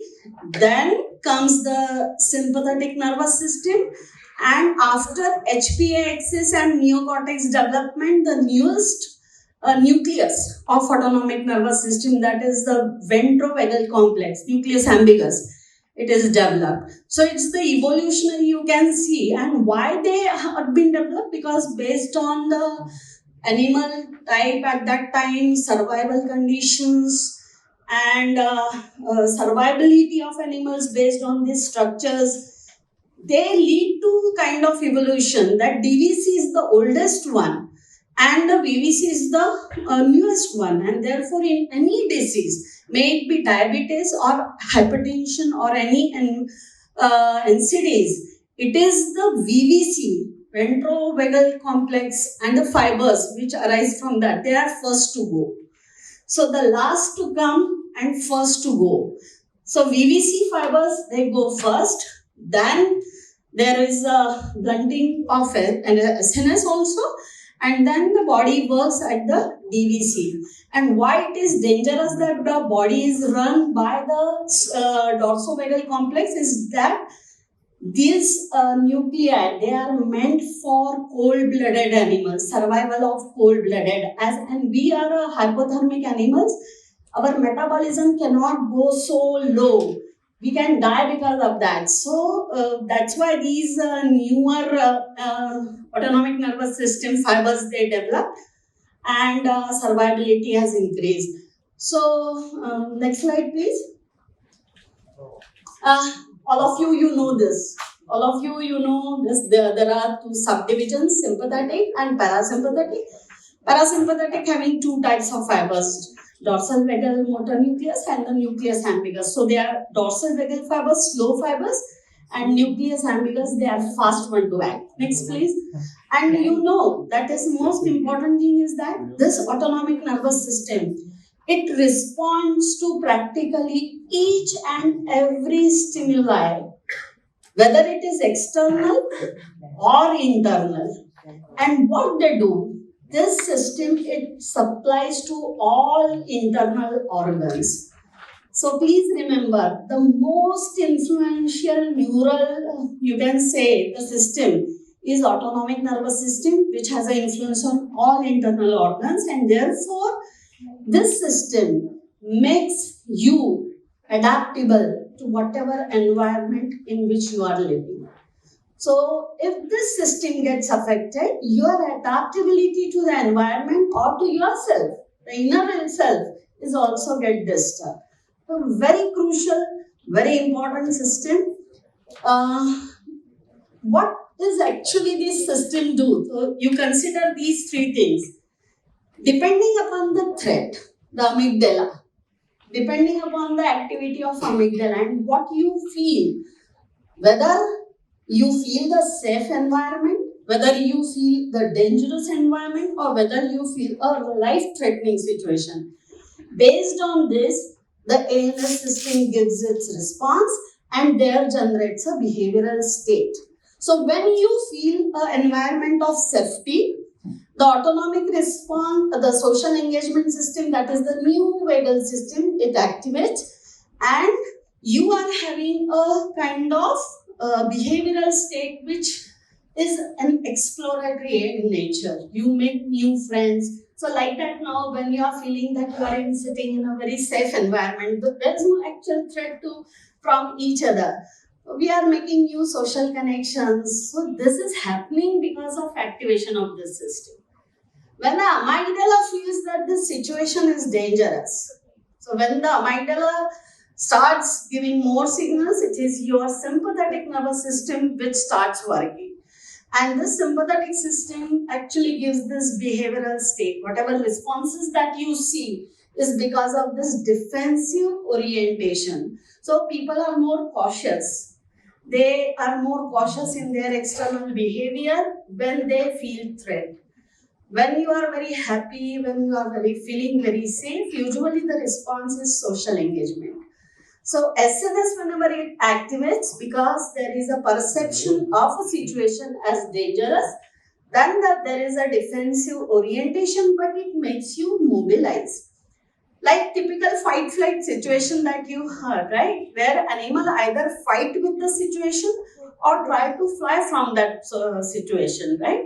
So this is done by the system. And lastly is if there is an actual life-threatening, very, very life-threatening situation, then the response that is there in animals or in humans also is of this orientation.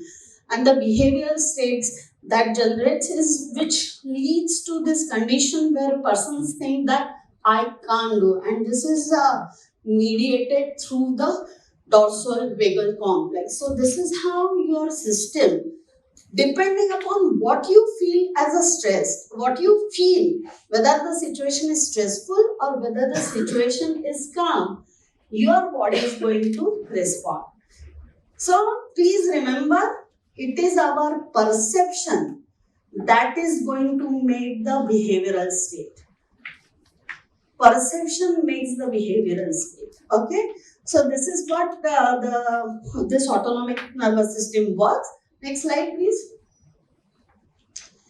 The peculiarity of the system, it is the fastest bidirectional brain-body link. Very fast to act. Moment-to-moment control on all internal organs is done by this system. So very fast, innervates all the organs, therefore is key coordinator. ANS responds to all internal, external stimuli, therefore it's a key regulator of these two important concepts that I think majority of you know, homeostasis and allostasis.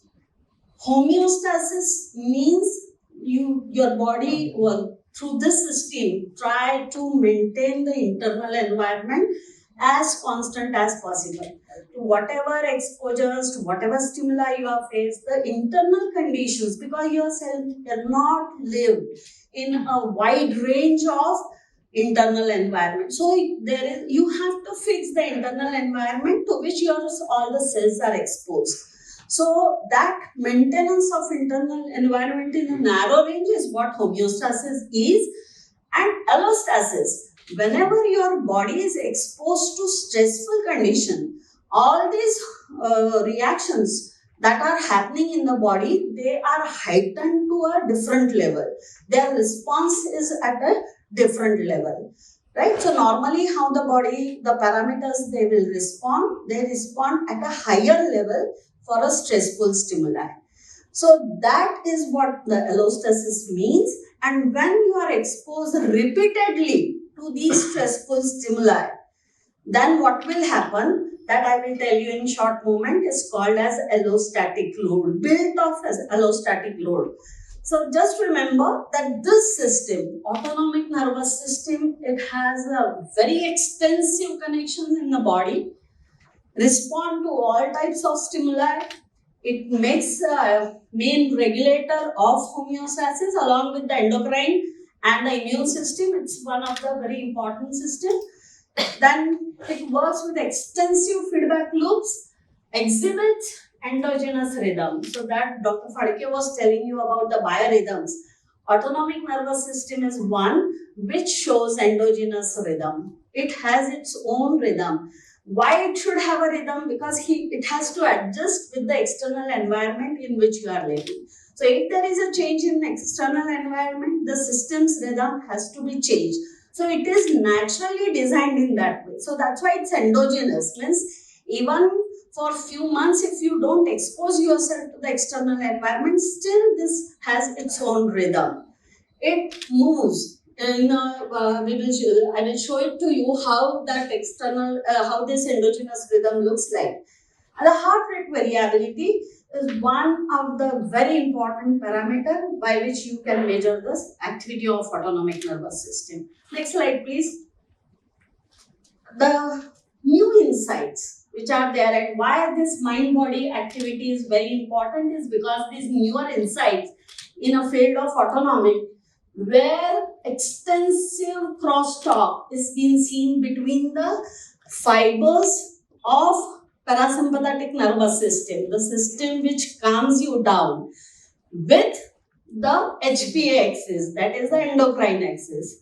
So that means activity of your parasympathetic has a direct link with the activity of the endocrine system. So there is a crosstalk between these two. If there is a change in autonomic activity, it is going to spill over on the HPA axis, that is endocrine activity. So this connection is a very important for the mind-body tools. Next, crosstalk between autonomic nervous system and immune system. So vagal, that is the parasympathetic fibers, they have a crosstalk with the immune cells. Therefore, again, any change in activity of a sympathetic or parasympathetic is going to have an effect on the immune cells also.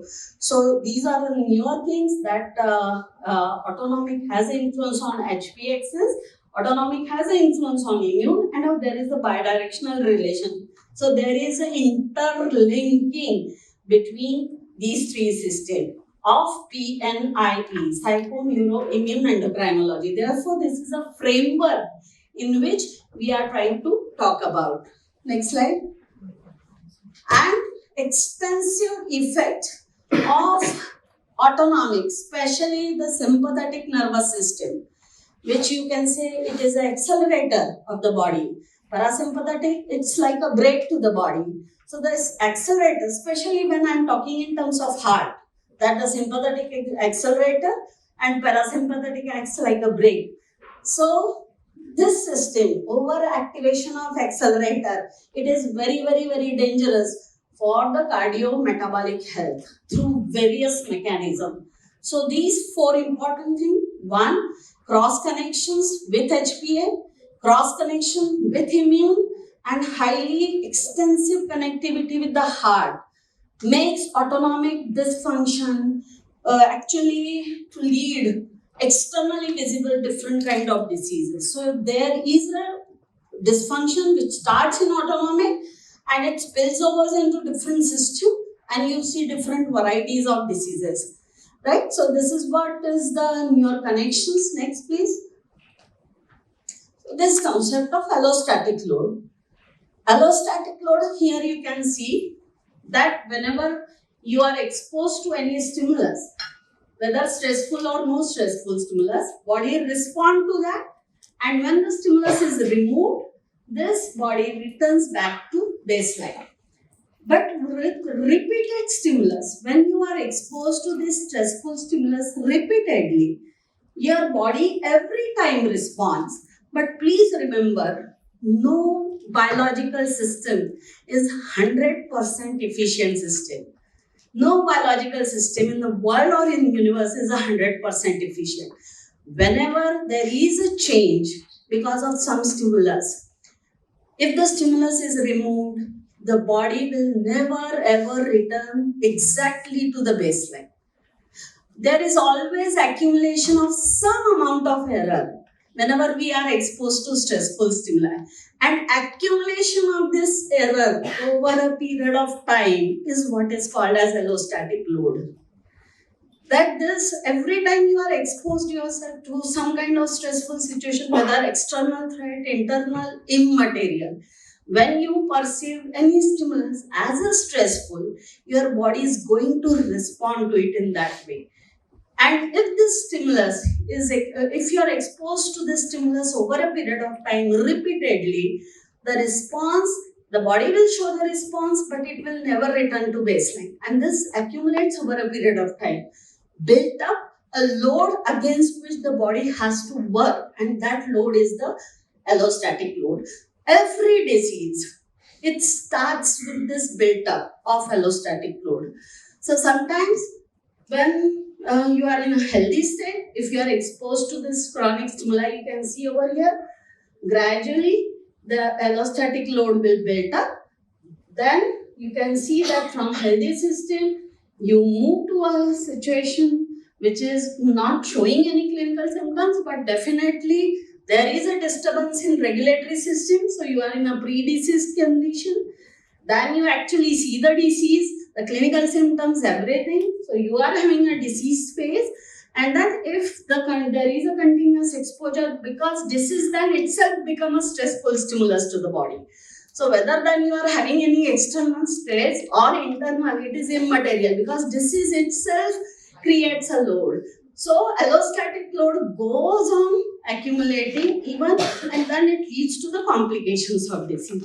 So this is one theory which says that if there is a progressive sympathetic overdrive, then this leads to the buildup of allostatic load, and it changes the states of disease from pre-disease to disease condition, and then complication, disease complication.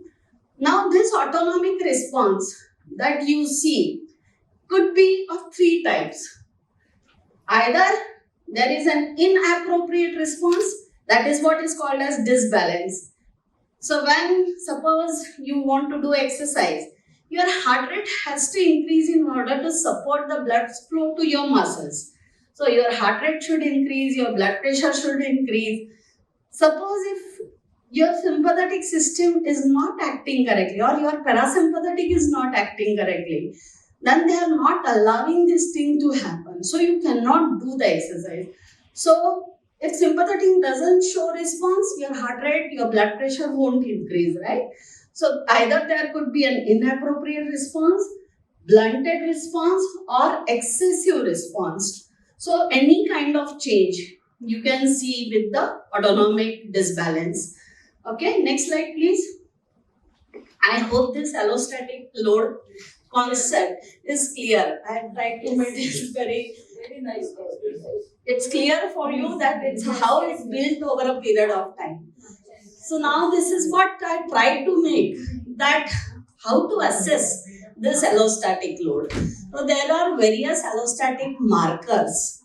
There are various, you can say, Dr. Phadke has yesterday spoke to you that two ways in which you can think human body is like, either in a biochemical way or a biophysical way, right? So these allostatic markers, they are again being classified like that, biochemical markers and biophysical markers.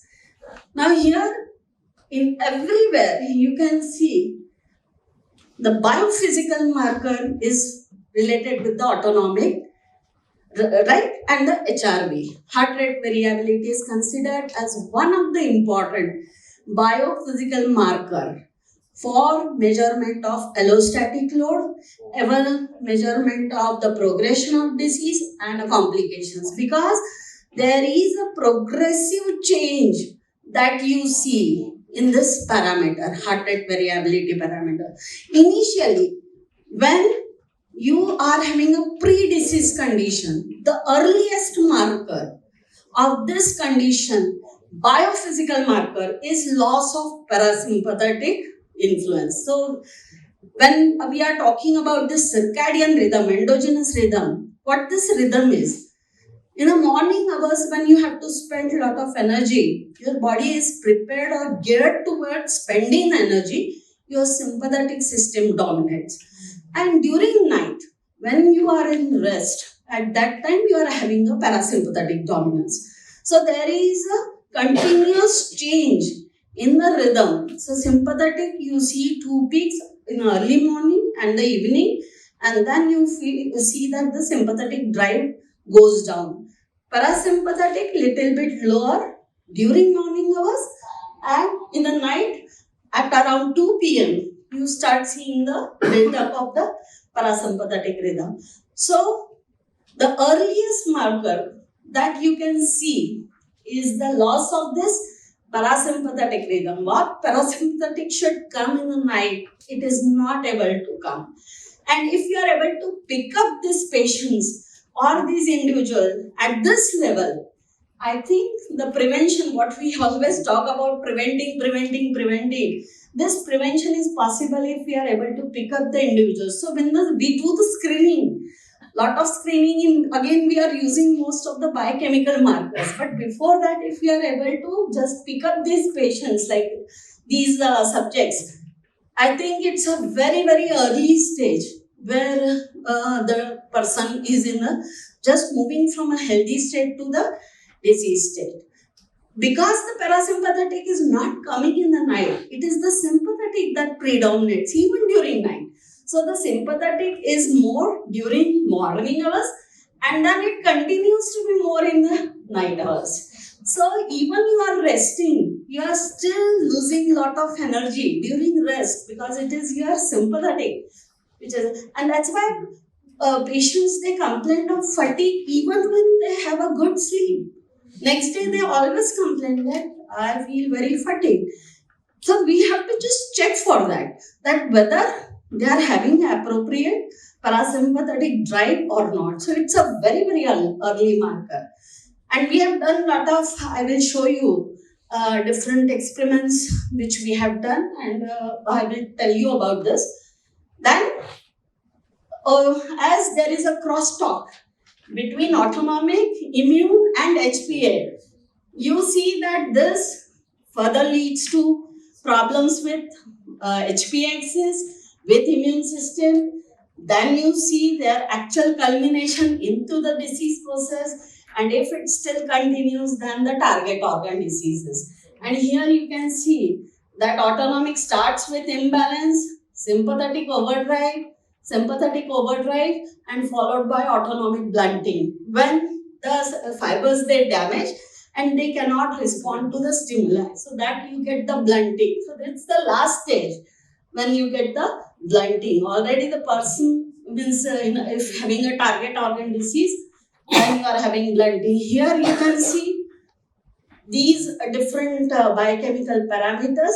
They are the markers of allostatic load. So each and every time, if the patient is coming, if we also pay attention to this, then we will be able to know that the patient is having disease. On one hand, you see those parameters, disease specific parameters always. But if we are able to give some attention to these parameters also, and out of these biochemical parameters, what I suggest is that the HRV, why I am stressing on this, because it's a very easy marker to record.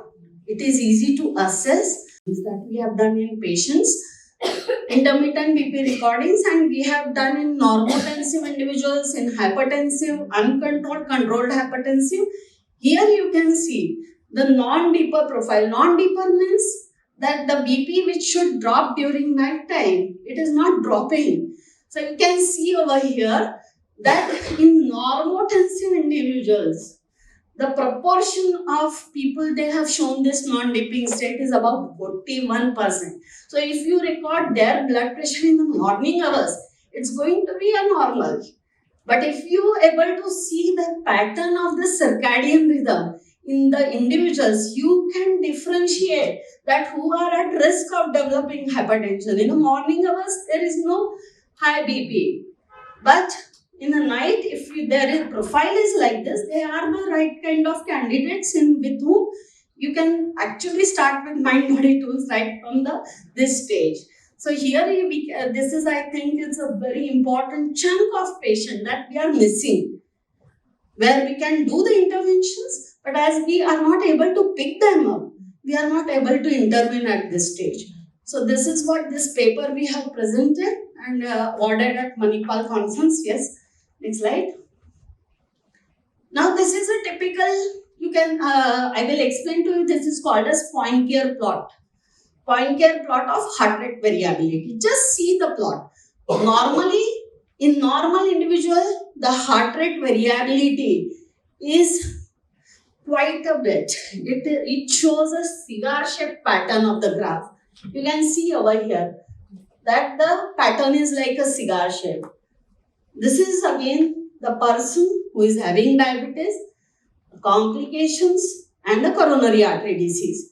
By seeing the graph, you immediately come to know that there is a progressive reduction in heart rate variability as the person lands up in the complications. So in coronary artery disease, you see that the variability is much lower compared to the normal healthy individual, diabetic individuals and diabetes with complications. And please remember one important thing over here, the heart rate of these subjects is almost within the normal physiological range. So based on heart rate, you cannot say that whether this person is going to have coronary artery disease or not. So that's why this heart rate variability is an important tool for you to understand this concept, right? Next slide, please. So the take-home message from this is the functional impairment of autonomic, that is autonomic disbalance. It precedes the structural damage, what we call as autonomic neuropathy. So this functional impairment, autonomic disbalance, it precedes the structural damage. And if we are able to pick up the individual at an early level when they are still in the disbalance stage, we can prevent the person to go into the structural kind of damages. Progression of autonomic disbalance is very slow and insidious process, very slow. So it takes years together. It takes literally years together to go from the autonomic balance into the neuropathy phase. But the important thing is that you should able to record it at the appropriate times. You should investigate the patient at appropriate time. Therefore, early detection of autonomic impairment and markers of allostatic load is crucial for the appropriate intervention. I think this is what is the kind of introduction to whatever that heart rate variability research that we are doing. I have given you the gist of it. I will directly go now to the intervention tools. That why we are choosing this yoga or relaxation as an intervention tool, whether they are able to modulate the autonomic nervous system or not. That we will try to see. You have? Yes. Yes, ma'am. आणि थोडासा break घेऊ 1 मिनिटाचा म्हणजे question answer पण होतं two things I want to focus or maybe answer from you. The one thing that we are making mistake after a diabetic patient coming to me after 10 years of diabetes and then having some giddiness and vertigo and then I test his autonomic dysfunction. So एकदम उल्टा है actually. That is one thing. The other thing I want this accumulation of the stimuli which actually causes allostatic load in the long term and then precipitate all these factors. So whether you have studied these different stimuli which can precipitate, which can cause these sympathetic parasympathetic dysfunctions and also build up and that means they doesn't go away and it's get on and like that. So I want answer from you. Yes. See, what the studies that we have done are the cross-sectional studies. So we have a cross-sectional groups of normal individuals, then the diabetic patients, pre-diabetic conditions, then the clinically overt diabetes and the complications of diabetes and coronary artery disease. And there on all these patients, we have recorded this heart rate variability. So from this cross-sectional studies, along with that, we have taken their history, clinical histories, and every risk factors. Everything has been documented. What is most important is that When you see all these groups, the pattern of heart rate variability appears like this, that there is a progressive reduction in HRV in these different groups. So more the complication, more is severe is the reduction in heart rate variability. So what we have done is that based on these results, then we have talked with our physicians and all that to send their patients for the routine screening of this heart rate variability, for the routine checking of this heart rate, because now it is ADA recommended guidelines also that each and every patient who is having diabetes, at the time of diagnosis of diabetes, you should check for this. Then every year you should check for this. And even in obese and pre-diabetes, one should check for the heart rate variability and autonomic imbalance. So from this, what we have done is that we recommend, we ask the physician to send their patients for examination. And if the patient is showing very low heart rate variability, so irrespective that these patients are having any kind of chest pain or any kind of ECG changes, we recommended them to go for the screening of coronary artery disease. Because in the patients who are having coronary artery disease, they are having very, very low HRV. So if a person without any symptom is showing such a low HRV, they are the right patient to be screened for the coronary artery disease. And now we are getting those results that before the event, before symptoms, even before symptoms. And in fact, throughout the spectrum of insulin resistance to impaired glucose tolerance, even in that spectrum, we have seen cases, documented cases, with reduced heart rate variability even before the occurrence of diabetes or even pre-diabetes. So it is a very early detection of a pre-diabetic state, and not only for coronary artery disease, for heart failure also. For the HF reduced patients also, the heart rate, even in the preserved category, we've seen that HRV has significantly been lower. So it's not only coronary artery disease, it's also the structural heart disease, the heart failure component also that we are seeing these changes. One more interesting finding in our studies is that after the duration of diabetes increases. So what we have found is that till first 5 years of duration of diabetes, the HRV is not significantly different in the population. It is reduced, but it is not different in different diabetic groups. But as soon as the diabetes age crosses above 5 years, the duration of diabetes determines the degree of heart rate variability reduction and the intensity of coronary artery disease thereafter. So that is a very interesting finding that most of our patients at 5 years, even though they would not have any other complications, they will definitely have a reduction in heart rate variability. And this is where we were talking yesterday about fitness for exercise.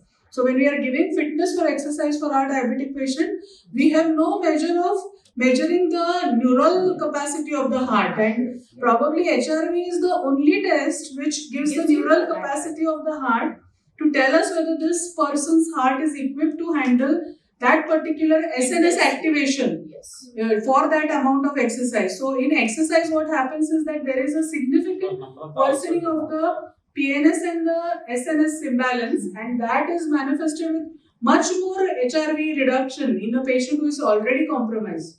So I think that even in exercise fitness, for that matter, all the wellness trainers, they should be doing HRV in all patients before declaring their cardiac fitness. So this is what has been the conclusion over all these studies. And because now even in sports sciences, HRV is used as a marker of performance. Actually, for every, being a medicine person, we take so many parameters for the examination. Yes. And this is just a simple like pulse, blood pressure, ECG, the so why not HRV? Why not? I mean, and these why HRV is important because it's a predictive marker. When the person is not having HRV should go together. Yes. Oh, Ma'am, I know. how about menopause? Vietnam. Perimenopause. Yeah, you show them actually. I See, since we are on this topic. Yes. You have mentioned reverse dippers. Yeah. So what I is will the come- significance? reverse So dippers you are- again imbalance. Activity, So autonomic what imbalance. explaining it? Because non-dippers we know. Yes. So how you will look for the So non? I'm happy to respond to the wise queries of the medicine professors. Yes. So, and I am happy that they are taking actually back the central stage, because during my MBBS days, undergrad days, the medicine professor was actually considered as the pinnacle of wisdom in any medical college. They had the highest respect. So, Still, but we are students also. yes, so I'm happy, that to respond to. So, and I basically, as I told you, I have a little bit understanding and interest from the epidemiologic viewpoint. Epidemiology is very useful for some of these kind of situations. So, first is that there are actually two epidemiology groups for the common understanding of all of you, maybe some of you know, which try to actually look at some of these phenomena. One is the very famous Framingham cohort, which is now like running for last 50 years. And in one of the conferences in San Antonio, I think where you presented one of these main papers, there were guys who actually said that, like Vaishali was saying, that it's not easy, to run MBM conferences. Guys have been running for 50 years, They explained that how difficult it is to run a cohort for 50 years. But interesting part is from the Framingham cohort also, now they have gone back and they had some digital ECG data. 50 years ago, there was no idea of this heart rate variability. So now they are trying to actually sort of from the digitized ECG data, they are trying to compute, the heart rate variability of those people. That is very interesting in the Framingham cohort also. Second is a very interesting cohort called as the ECA cohort, Economic Epidemiology Catchment Area cohort. And coming to your question, this non-dipping thing. So very interestingly, they found and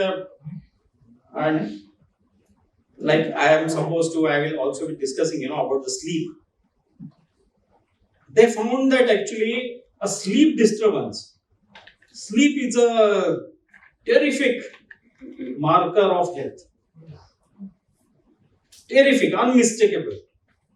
Nearly 5 years before a patient develops clinical hypertension, the sleep is impaired. Or all NCDs, for that matter. So non-dipping, what she said. Of course, again in those times when they started this ECA cohort, there was no 24-hour ambulatory blood pressure monitoring. But they observed that actually, people start having a disturbance with the sleep quality. And now we know that why is the disturbance, with the sleep quality? Because the parasympathetic system, person's anabolism is going down. The rest, the system should get into that rest and relaxation. If that rest and relaxation is not happening, is the first feature of onset of any NCD, which can be picked up very faithfully by individuals themselves. We have been talking also about introspection, inner perception and introspection. So if your sleep starts going down, every person should be quite alert about that. If you sleep well, and then as I told you yesterday during those my immodest moments that I had been personally involved, I was co-investigator of one of the world's largest disaster epidemiology study, which was conducted on 8,000 individuals in the disaster zone. And with that cohort, we followed for 5 years. We found that sleep actually is a both strongest positive and negative predictive value. What does that mean? It means that if you have a sleep problem, there is a very high probability that you actually have a clinical disorder. And if you don't have a sleep problem, then it is extremely rare that you will still have an illness. Of all types, I am not talking only of psychological disorder, because we luckily, as part of that epidemiology, we looked at actually the psychiatric morbidity, physical morbidity, everything. We had a Center for Advanced Research, ICMRs, and wherein we did that. So yes, very important first sort of a marker, and then so these two cohorts now are very interested into this phenomena. Retrospectively now they are people have, that's why I called it a new attribute. They say that replace now your routine blood pressure, routine pulse, by this particular parameter. You look at actually the time series, not one point measurement, but you look at the entire pattern. So the concept of health now stands how robust your parasympathetic and the sympathetic nervous system is. So it is the balance between the two. So you are healthy if you have an equal balance. And to add to the risk factors which they are mentioning, so like she said, it's understandable in any situation is the duration of the disease, which is one of the risk factors. And I think they also have papers on HbA1c level and this derangement. In fact, surprisingly, it was not correlated with the HbA1c. It was correlated with the longevity of diabetes. So the duration of diabetes and impaired glucose tolerance remaining over a period of time is more hazardous to the nerves. And we know that for neuropathy. So it's same true for autonomic neuropathy. But the best part of HRV and autonomic neuropathy, it is you can catch it at a preventable stage. So before diabetes, so for all practical purposes, when diabetes has occurred, we have missed the bus. So you saw that inverted graph which madam showed, and if you can really catch up people at the stage when their parasympathetic is going down and sympathetic is going up, it is the beginning where NCD prevention actually should start. So it should start at, and probably wellness trainers are the best people to identify whether they are well or not. Yes. So I don't say that doctors are the people, the general practitioners, the wellness trainers, the nutritionists, the people who are actually seeing this at the scale of lifestyle modification. Those are the people who actually can pick up the disease. Otherwise, we are at the treating spectrum. So we have already seen the imbalance. So we have already got that phase where there is an imbalance already existing to a stage where there is activation, hypercortisolemia and disease occurrence. So I think we are seeing it too late in our spectrum. There are two more interesting pieces to this whole thing. One part is of course inflammation. Inflammation is like the ghee in the fire. You add inflammation to this whole equation and the fire is even more. And another interesting part is hydrogenicity. कल अपन बात कर रहे थे उसकी नहीं that patients fear that maybe medicines also cause some problems. So recently, Vaishali, actually you sent me like a pre-gabalin से situation autonomic dysfunction और खराब होता है इस situation से लेके. So there are many medicines also, which can worsen actually this situation. Psychiatric medicines are the worst in this respect.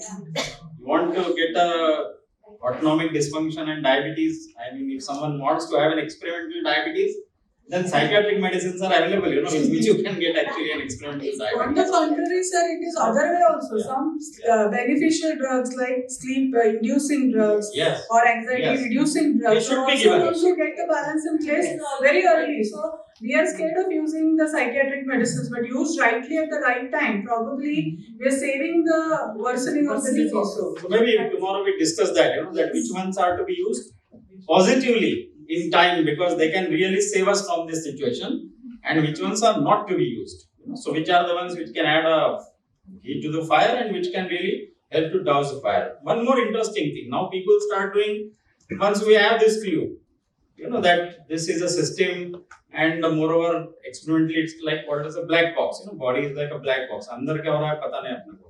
So now we got this marker, so you put some stimulus to it. One of the simple stimulus is that orthostatic challenge. You make a person stand. Another interesting stimulus is I will show that. But third interesting stimulus which I want to tell, because so that Geeta can remember tomorrow, that people in Germany I recently saw a paper, like you give some food to people and see what happens. Now they give some food to the person and then they measure actually the heart rate variability and see how actually the person responds to the particular food. And then that how is it's like a GTT. It's like a non-invasive GTT. Yes. So you give a food to person, measure the HRV, then you know whether this food is good for this person's prakriti or whether it is not, because if you get the right kind of autonomic stimulation. In fact, also Ambedkar can share his views. Ambedkar will share, yes. So many cases with adaptogens. Yes. Adaptogens are nutrient. I think he'll define it better. This is opening up. Yeah, so adaptogens are nutrients which are known to induce changes in the body and some beneficial, some in the other end. So there are some nutrients which are known to improve the benefits for HRV. So they are known to improve the HRV and they may suit one category of people who are, suppose you have a person with a sympathetic activation, you give an adaptogen to suppress that or improve the parasympathetic, That's the ideal food for them. So this is, I think, probably. Yes, thank you very much for giving me opportunity to talk here. We are conducting this HRV test since almost from 2017. From 2017, and first paper we published in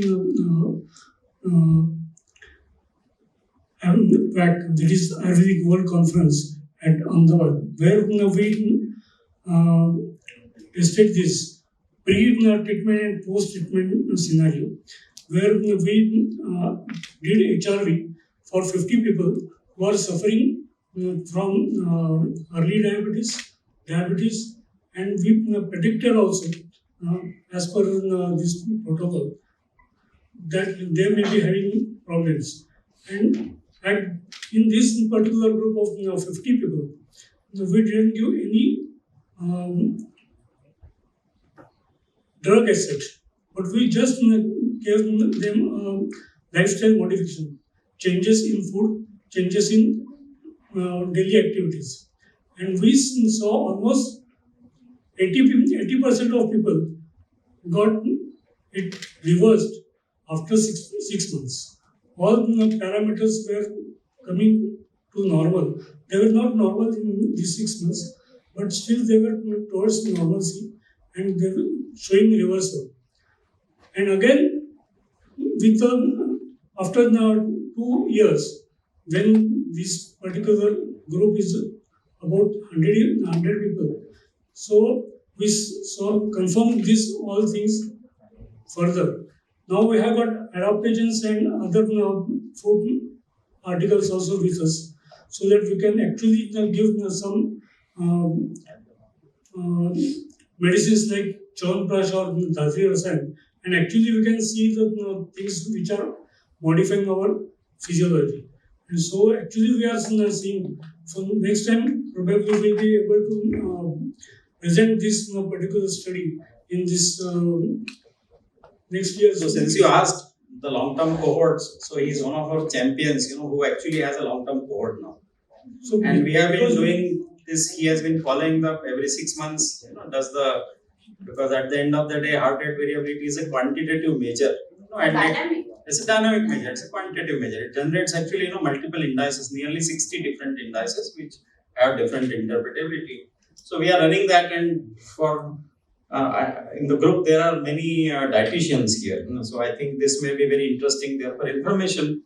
Those who don't have a dietitian background, maybe I think you all know adaptogens, isn't it? This idea called adaptogens. So adaptogens are supposed to be the nutrients, which are supposed to give us resilience. They have been traditionally. So this is the adaptogen. We thought that to some of these nutrients there should be a new name. That's why this was given as adaptogens. Now what we are currently looking at, again, dividing the adaptogens into these two with his help. Adaptogens which are primarily sympathomimetic and adaptogens which are primarily parasympathomimetic. Okay. In the last year, we had within our own group of fellowship batch. Vaishali was part, some of our other neurology colleagues were part. We were about like a dozen people who were part of that. And last year, with his help, we did an experiment on ourselves, a crossword design. 3 weeks of Chyawanprash, which is supposed to be sympathomimetic, and a similar one, which again has a Avla base, but called as a Dhadri Rasayan, which is parasympathomimetic. 3 week crossover design, 3 weeks of Chyawanprash every day, same people taking 3 weeks of Dhadri Rasayan. Priya Mardikar was also one of the participants in this self-styled clinical trial. She can tell you about that, what is the difference between two adaptogens. So, regarding this experiment that was done on all the participants in that group. So, my personal experience was that when I started taking the sympathomimetic, that is the Chyawanprash, after 3 or 4 days, I was like, I just couldn't take it because I had a very severe acidity. Then, of course, I told Dr. Sanjay Phadke that though we have promised about the 3 weeks, etc., I cannot continue with this. Then it was the next one that we started, Dhatri Rasayan. And immediate effect I could realize and feel that all means, whatever your bowel movements, your sleep, and that calming effect that we get. So that was actually that I felt that yes, this is suiting me, this works for me, this adaptogen is suitable for my own body. So that was my personal experience. So the difference between the two is just the masala. Yeah. The Chyawanprash has a different masala, same masala that we eat in everyday food. Right. And Dhatri Rasayan he has got the bottles, tomorrow if people can want, they can taste it. Food was same. The food was same. Food So this was was same. just in the morning we were taking 2 teaspoons. And it was not a commercial one, it was a really good quality one both ones. Not a commercial one. Because the commercial ones themselves are like, So I have a question. How you have avoided the other things? Other stimulus, like simple stimulus out of my other activities. Yes, that is avoided by the crossover design. Okay, crossover means the same person has his or her own control. For 3 weeks I take A, for 3 weeks I take B. I am the same person, same things. Okay, after few weeks of the real Chyawanprash, not few weeks, after few days of real Chyawanprash, I thought that I may get a road rage, I may bash up people on the street, I started getting aggressive. Simplistic crossover design. So the real Chyawanprash is also here, those who want to enjoy some josh, aggression, they can taste that. In next 2 days, you can have this crossover design. We can measure your pulse, with the artery device that we have here. We have the HRV to document also. Yes. So we can do a baseline HRV followed by Chyawanprash followed by acute effect of Chyawanprash versus acute effect of Dhatri Rasayan. But they are doing it now. I will show you actually tomorrow. Paper I have a paper there. I have a question for you. It's more like a theoretical because of your Ayurvedic background. So allostatic load and inflammation, can we relate it with Amanirvedi? And if that's possible, then can we reset our system by Panchakarma and bring allostatic load to base level? That's not like something. Yes, that can be thought of, but basically when you think of Panchakarma and all, you will require at least few weeks to start with that, because any Panchakarma treatment from Snehan Svedam to actually Pradhan Karma and Sausage Karma will take at least 2 weeks to start with the. Panchakarma is quite tedious. Not Everyone will not take. But I am answering one question. So basically, what we didn't change anything in this particular experiment. We changed only the medicine, the crossover. It was small pilot study rather, but same thing what you say, it can be done, but it will have different and still deeper effect, but still this also can be done. What is more important is that we are having a tool that we can use in order to, because autonomic is the one why which we is responding thought to of so many Dhatri stimuli. Rasayan and Chyawanprash, base is same, Avla is same as a base, and only the material is different. In Chyawanprash, all hot ingredients are used, while in Dhatri Rasayan, Chandan, Gulab Kali, Gulab Arka, and all those cooling things are added. So both things are, even visually we can think this is hot and this is cold, and actually that is we can see on HRV also. Actually, it was not done on HRV. I am actually seeing in my clinic also on This is a major, which is non-invasive. You can record anytime, anywhere. What Initially, is it's very simplified to take in the food form. Yes. Whatever you have done Yes. is acceptable by majority. Yes. So you're doing That is all why- this and procedure again- is not going to be taken.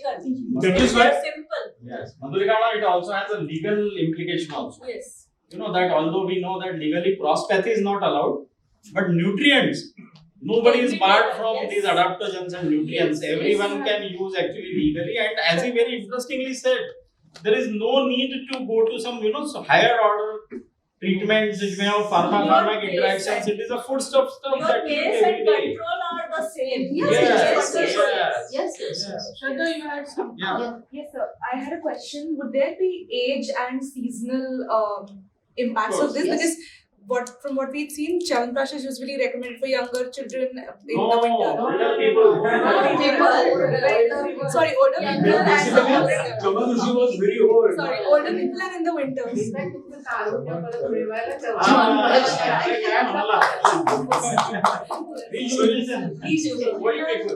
Young people don't try Chyawanprash. Road rage case बढ़ जाएगी. Seasonally it would that be. So Adi, we are very afraid of taking Chyawanprash because of the ghee too. But now we recommend tup. Yes. Actually, yes. So that thing is over now. Yes.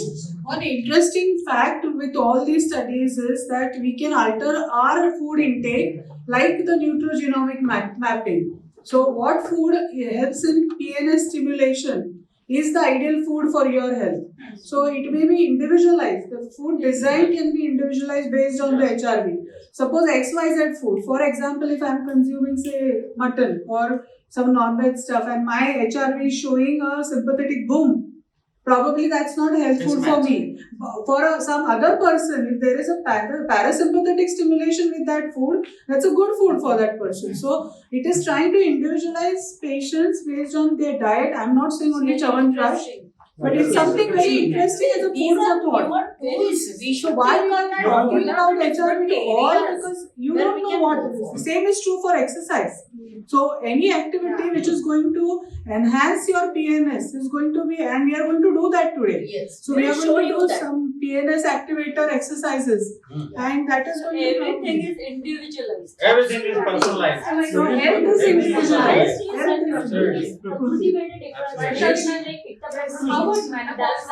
is why she got facility.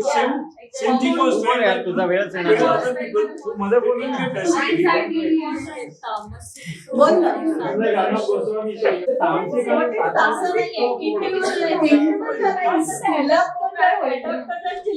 म्हणजे what is stimulate parasympathetic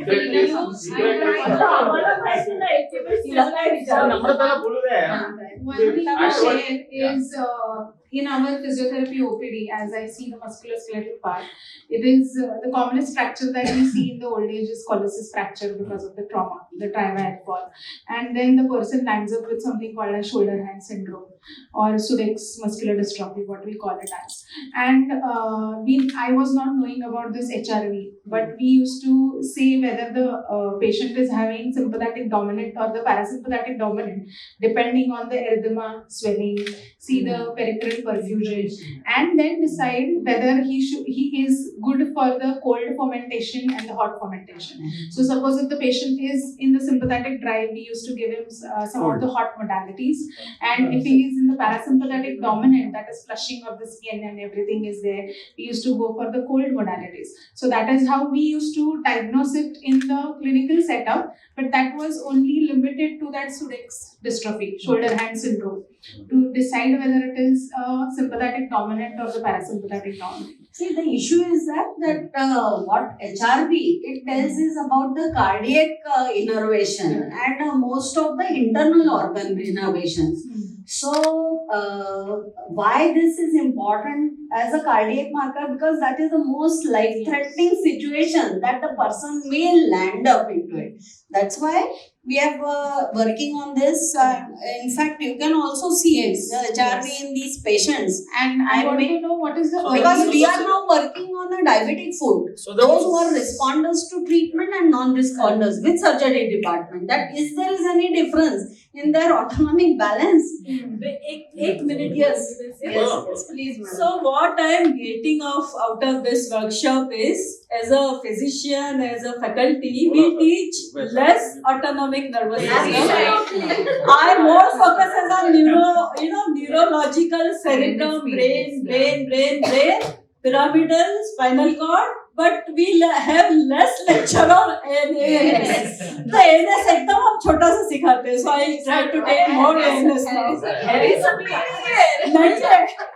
In fact, I have requested madam to write to guidance. I want to congratulate Leena because हमारे institute में exactly यही हुआ.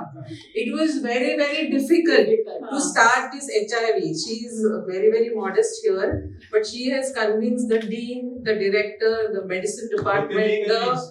होते नहीं है. It is very difficult to start something new by a physiologist.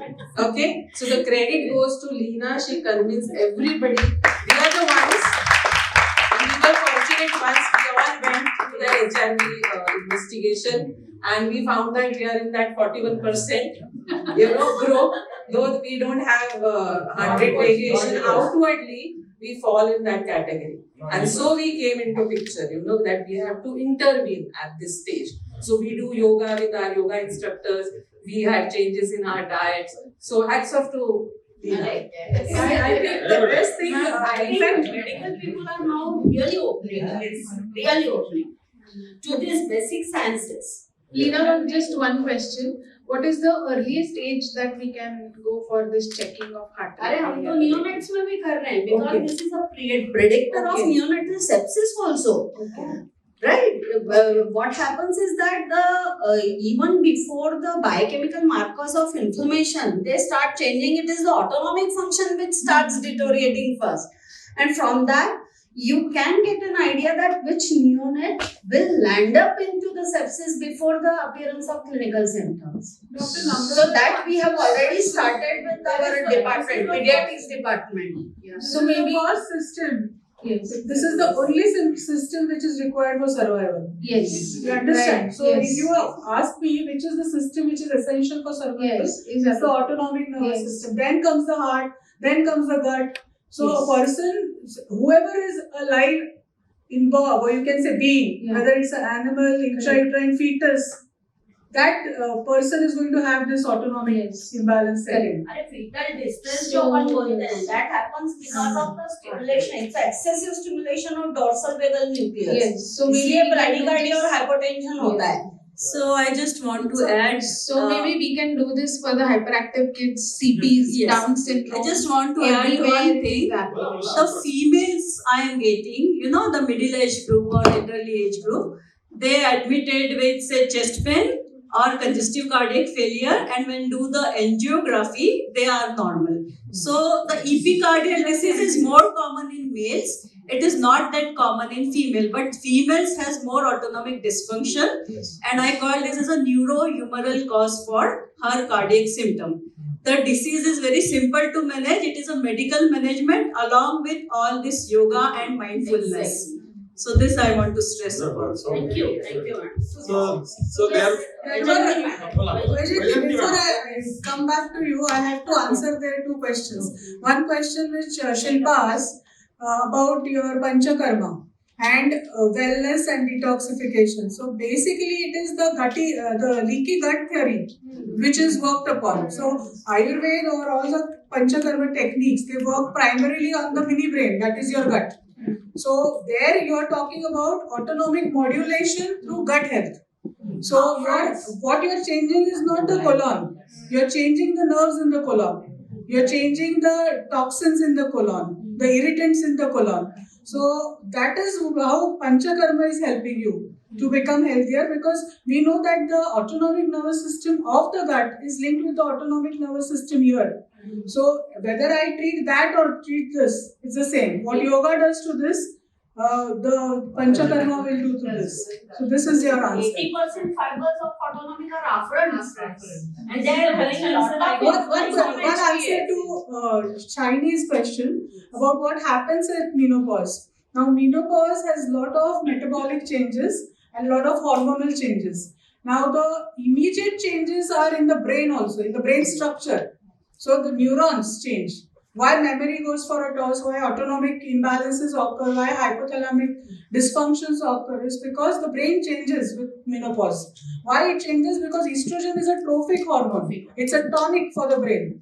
When you remove a tonic from the brain, you are making it more vulnerable for everything. So your amygdala, which has been at a reserve, it suddenly gets flustered. So you get more irritable, more sweaty, you get more hyper with little things. So menopause changes the way the brain behaves to estrogen and other hormones, and the imbalance between the testosterone and estrogen also affects the behavior. So that is one. Second thing is the metabolism changes.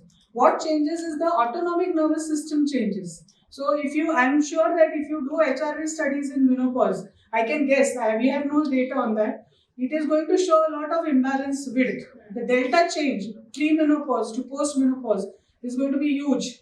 And that hugeness is going to decide how much the person is going to be unhealthy. So what Madam described as allostasis, that actually sets in at menopause. Because this, suppose the weight between the SNS and PMS was this much, it is now becoming this much, and this is inciting more, you can say, oxidative stress to the body, causing more harm. Maybe the BMR is changing, so a lot of nutrient factors are changing, emotional factors are changing. So everything is adding on to allostasis.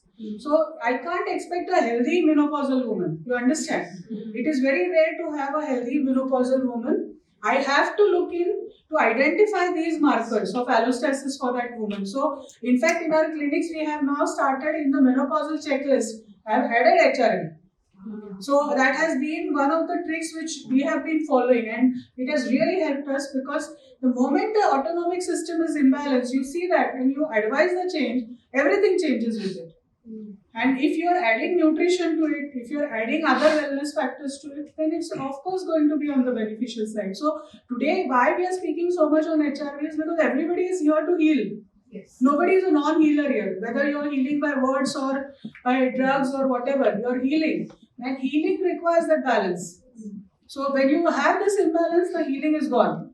So the health is achieved only when you are thinking of autonomic balance setting. And how do you identify that is the question. So the question is whom to do an HRV? You do it for everybody. So I'm sure if you do it for this whole crowd, at least 50% will have abnormal HRV even if they don't have any disease.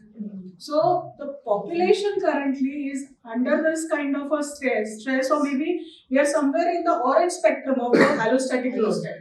And we are yet at the stage where reversal is feasible, possible through various techniques. And who knows the techniques? Nobody knows. That is why we are telling you, identify the ill health, do the parameters to document that ill health, and then correct it. Now, how you correct it is the second question, and remaining 2 days is what we are going to learn, how we are going to correct it. So, how I should achieve my own health, how I should achieve health for any person in my clinic and my family is what we are going to learn with nutrition, with the techniques, with the exercises, with the modalities and various other interventions in coming 2 days. This is what. And while we are not relying on more clinical parameters like heart rate and blood pressure, they are very downstream parameters.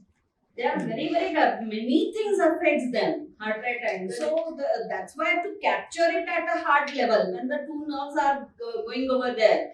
And whatever variations that you get in that time series, it's a more very, you can say, up kind of substance kind of thing that you are catching. Yes. So the pulse and BP and all that are quite downstream parameters to record. And HRV is objectively proven. Yes. The decibels are so easily documented. Within 3 months, you see the change. So you do some technique or you follow something for 3 months and you see the change. I will show you so nothing is so objective in health achievement. Yeah. I will show you those experiments, those pictures where there are two types of changes that you see in a vagal nerve activity. One is called as a tonic activity and a phasic activity.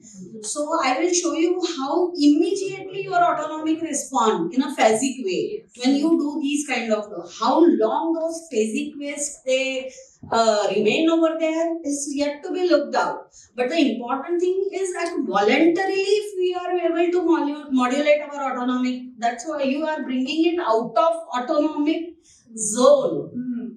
If you are able to modulate your autonomic, means it is no more going to be your autonomic. You have a capability, our volitional capability is there. I heard of one person who can regulate the heart rate. Everyone can. Everyone can, madam. Everybody And can. everyone should. You can do. With the training, it is possible. With the training, it you is had an opportunity to possible. look at my heart rate. Everybody can. So just a minute. Just before you ask, let me say something, because then all of us in this room, one commonality we share, irrespective of our backgrounds, is that we all are in healing profession. And the dream of all healers is what is called today as a targeted therapy. Targeted means that we have something towards which, precision medicine, targeted medicine. Up till now, people thought that it is basically the genetic map of a person which can help us in this targeting. That we know about the person's genes and then we are able to target the genes. There has been some success with this approach in oncology. So it is basically Chetan who has a most benefit, I would say, of doing this genetic analysis. Other branches, unfortunately, no. Including my own branch, psychiatry or neuropsychiatry, people, we also have panels wherein we could look at the so-called responses to different medicines, this and all that, but it didn't succeed. This was traditionally actually the understanding of targeted therapy or the precision therapy that we can do only with the help of genes. Now suddenly this very interesting possibility has come up through the heart rate variability. A targeted therapy, because technically you can call it as an autonomic phenotype. You all understand the phenotype. Like a phenotype is physically how we are at a current stage. Okay?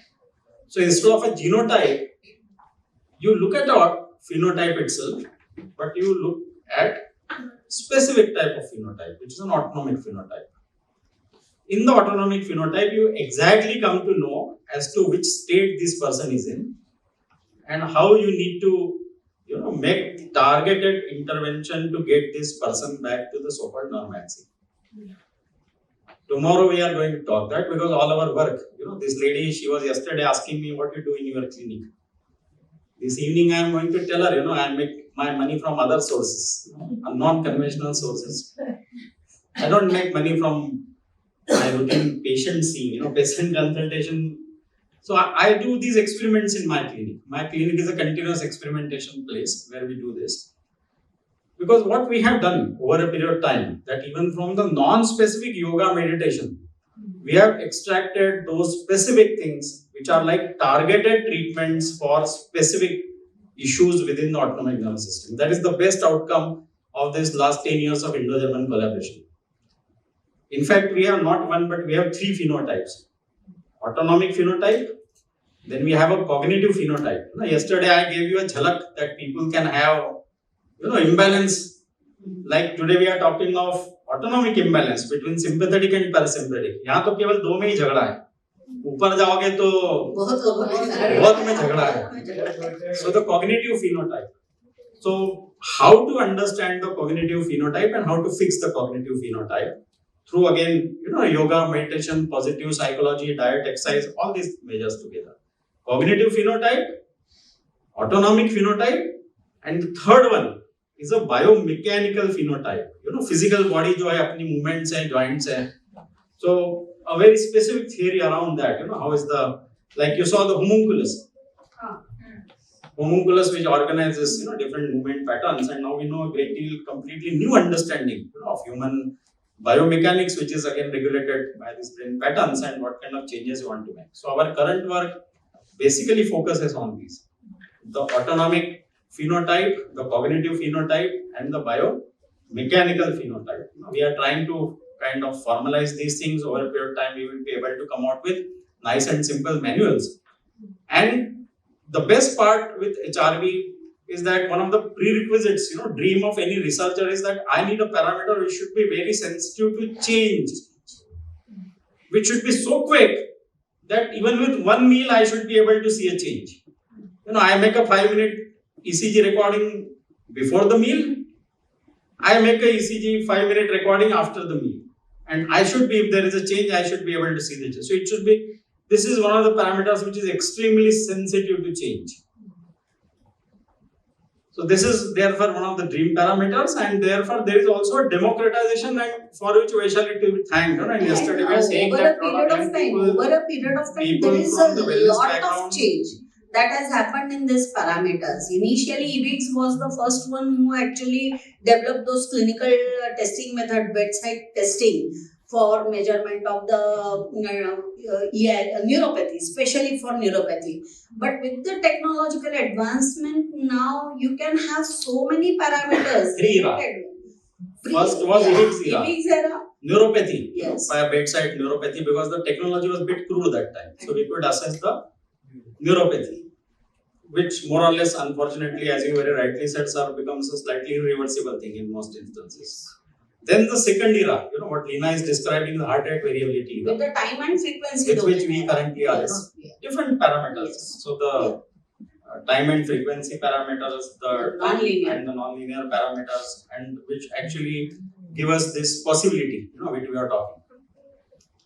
Now, perhaps shortly today or tomorrow at some point, she is also going to tell us about now the third era, which is in offing, which is the artificial intelligence era into this whole game.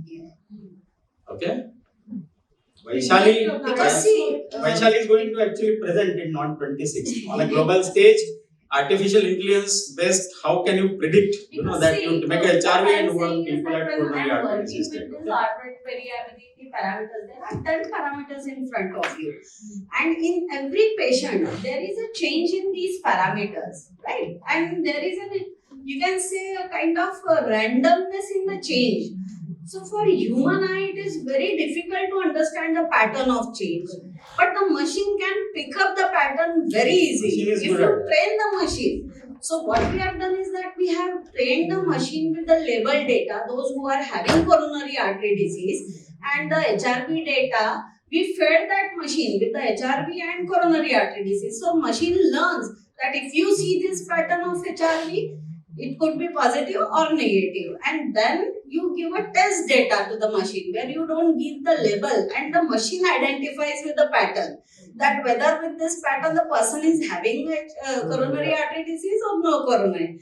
Then why it is important? Because we clinically we thought of that at emergency medicine department, where the doctor has to make very quick decisions based on the your different parameters. This will help the doctor in order to quickly decide whether to send this person for angiography or not, because we rely on ECG, troponin, echocardiogram, We is heard there, the right? Ahmedabad case of the cardiac surgeon who went to the hospital, got a ECG done, a trop T done, observed, and still had this event. So these are the patients which we don't want to miss. And actually, since yesterday you all got this feel that beginning with mind-body medicine, now talking of autonomic health, now talking of measures through mind-body interventions on autonomic health, now talking through AI models to identify that minute degree of cardiac instability. So this is the spectrum of work that we are doing, and I think the whole credit goes to Lina madam. The huge amount of data she has, around thousands of people whose HRV, whose coronary artery evaluation, and it's been a tedious and a strenuous and a perseverant work for so many years that has finally translated into this. So people keep on asking me, what is your involvement in this autonomic business or autonomic HRV? Why are you speaking about it? So my basic area of interest, as I told you yesterday, was mind health and that link between mind and body. And I spoke yesterday saying that autonomic nervous system is the link. And when autonomic nervous system links the cardiologists, the neurologists, the rheumatologists, and all the NCD people together, what measure do we have to measure the autonomic nervous system? Nothing. Today, what do we do? In the ADA advises to do a CAN assessment every year. Tell me how many diabetologists or how many physicians, tell me madam, how many of your patients undergo CAN assessment every year? So we are आता त्याच्यातही नाही, आता त्याच्यात जसं सांगते मी की there are certain guidelines. Suppose you are using HRV as a marker of to understand the mortality and morbidity after MI. म्हणजे MI झाल्यानंतर which person will land up into the complications. You have to track the HRV for 7 days, 8 days continuously. And whether the HRV of this patient is deteriorating, that is a marker that this person may land up into the complications. First, Yes. So in fact now we are presenting this AI model to the world, saying that with that AI model, if you put these ECG parameters on clinical basis, so your ECG is taken anywhere in the world, even if you don't have a HRV, if you have these ECG parameters inserted into that model of AI, you can identify this patient as a high cardiac risk patient, and you can actually evaluate these patients to the extent of an angiography. So it actually in this particular study, as she will show you, it had a 91% sensitivity, which is much superior to actually the stress test or any other method. Okay. So 26 तारीख को है ना, 26 तारीख अभी ज्यादा दिन नहीं है, 4-5 दिन में 26 तारीख को है ना, वैशाली देशमुख को देखना ना भूलें उस शो में. Vaishali Deshmukh will be on the show in interaction with the AI engineer from Amazon Seattle. Okay, so you please. She will send you the link. Yes. बोलो यार, अभी बोलो मैडम. See क्या है now this is like a Arnav Goswami show. So you have to fight to get in between. So don't be polite. Nobody is polite on Arnav Goswami show. Okay. So you listen. Yeah, exactly. कैसे चलता है, क्या होता है? We are talking about this reversibility and catching them young, that window of opportunity, what we call, and especially in dealing with rheumatological disorders and autoimmune disorders, we have this long window of opportunity, almost years together before the disease manifests. We have antibodies in the blood. So whatever you are showing a neuroimmune connection, I don't know whether this parasympathetic really has a correlation with antibody production as such. Although this TNF alpha interleukins, they are correlated with that we are showing that.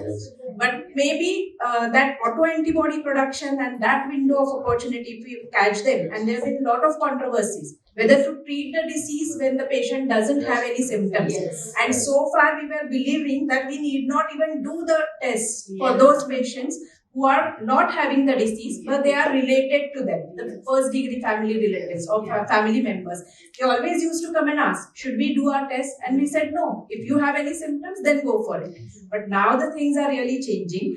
And in fact, they are treating the patients who are having a preclinical disease. So I think that window of opportunity to make it, take the advantage of that and prevent the disease. You're landing up with a kind of preventive medicine now, an individual. So your specialty, Vaijanti, is inflammation more. So is inflammation is more with sympathetic? Metology. It is sympathetic more.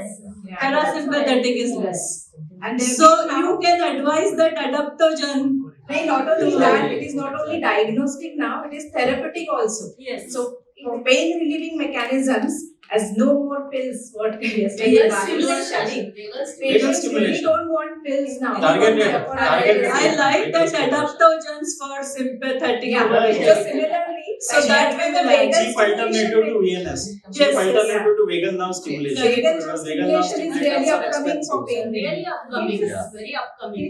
नहीं आणि एक आणखी interesting गोष्ट काय आहे, before I forget that because of Ambekar sir's work now we also have a simple test, whether you have become old or not, whether you still are young. जसा काल म्हणत होते.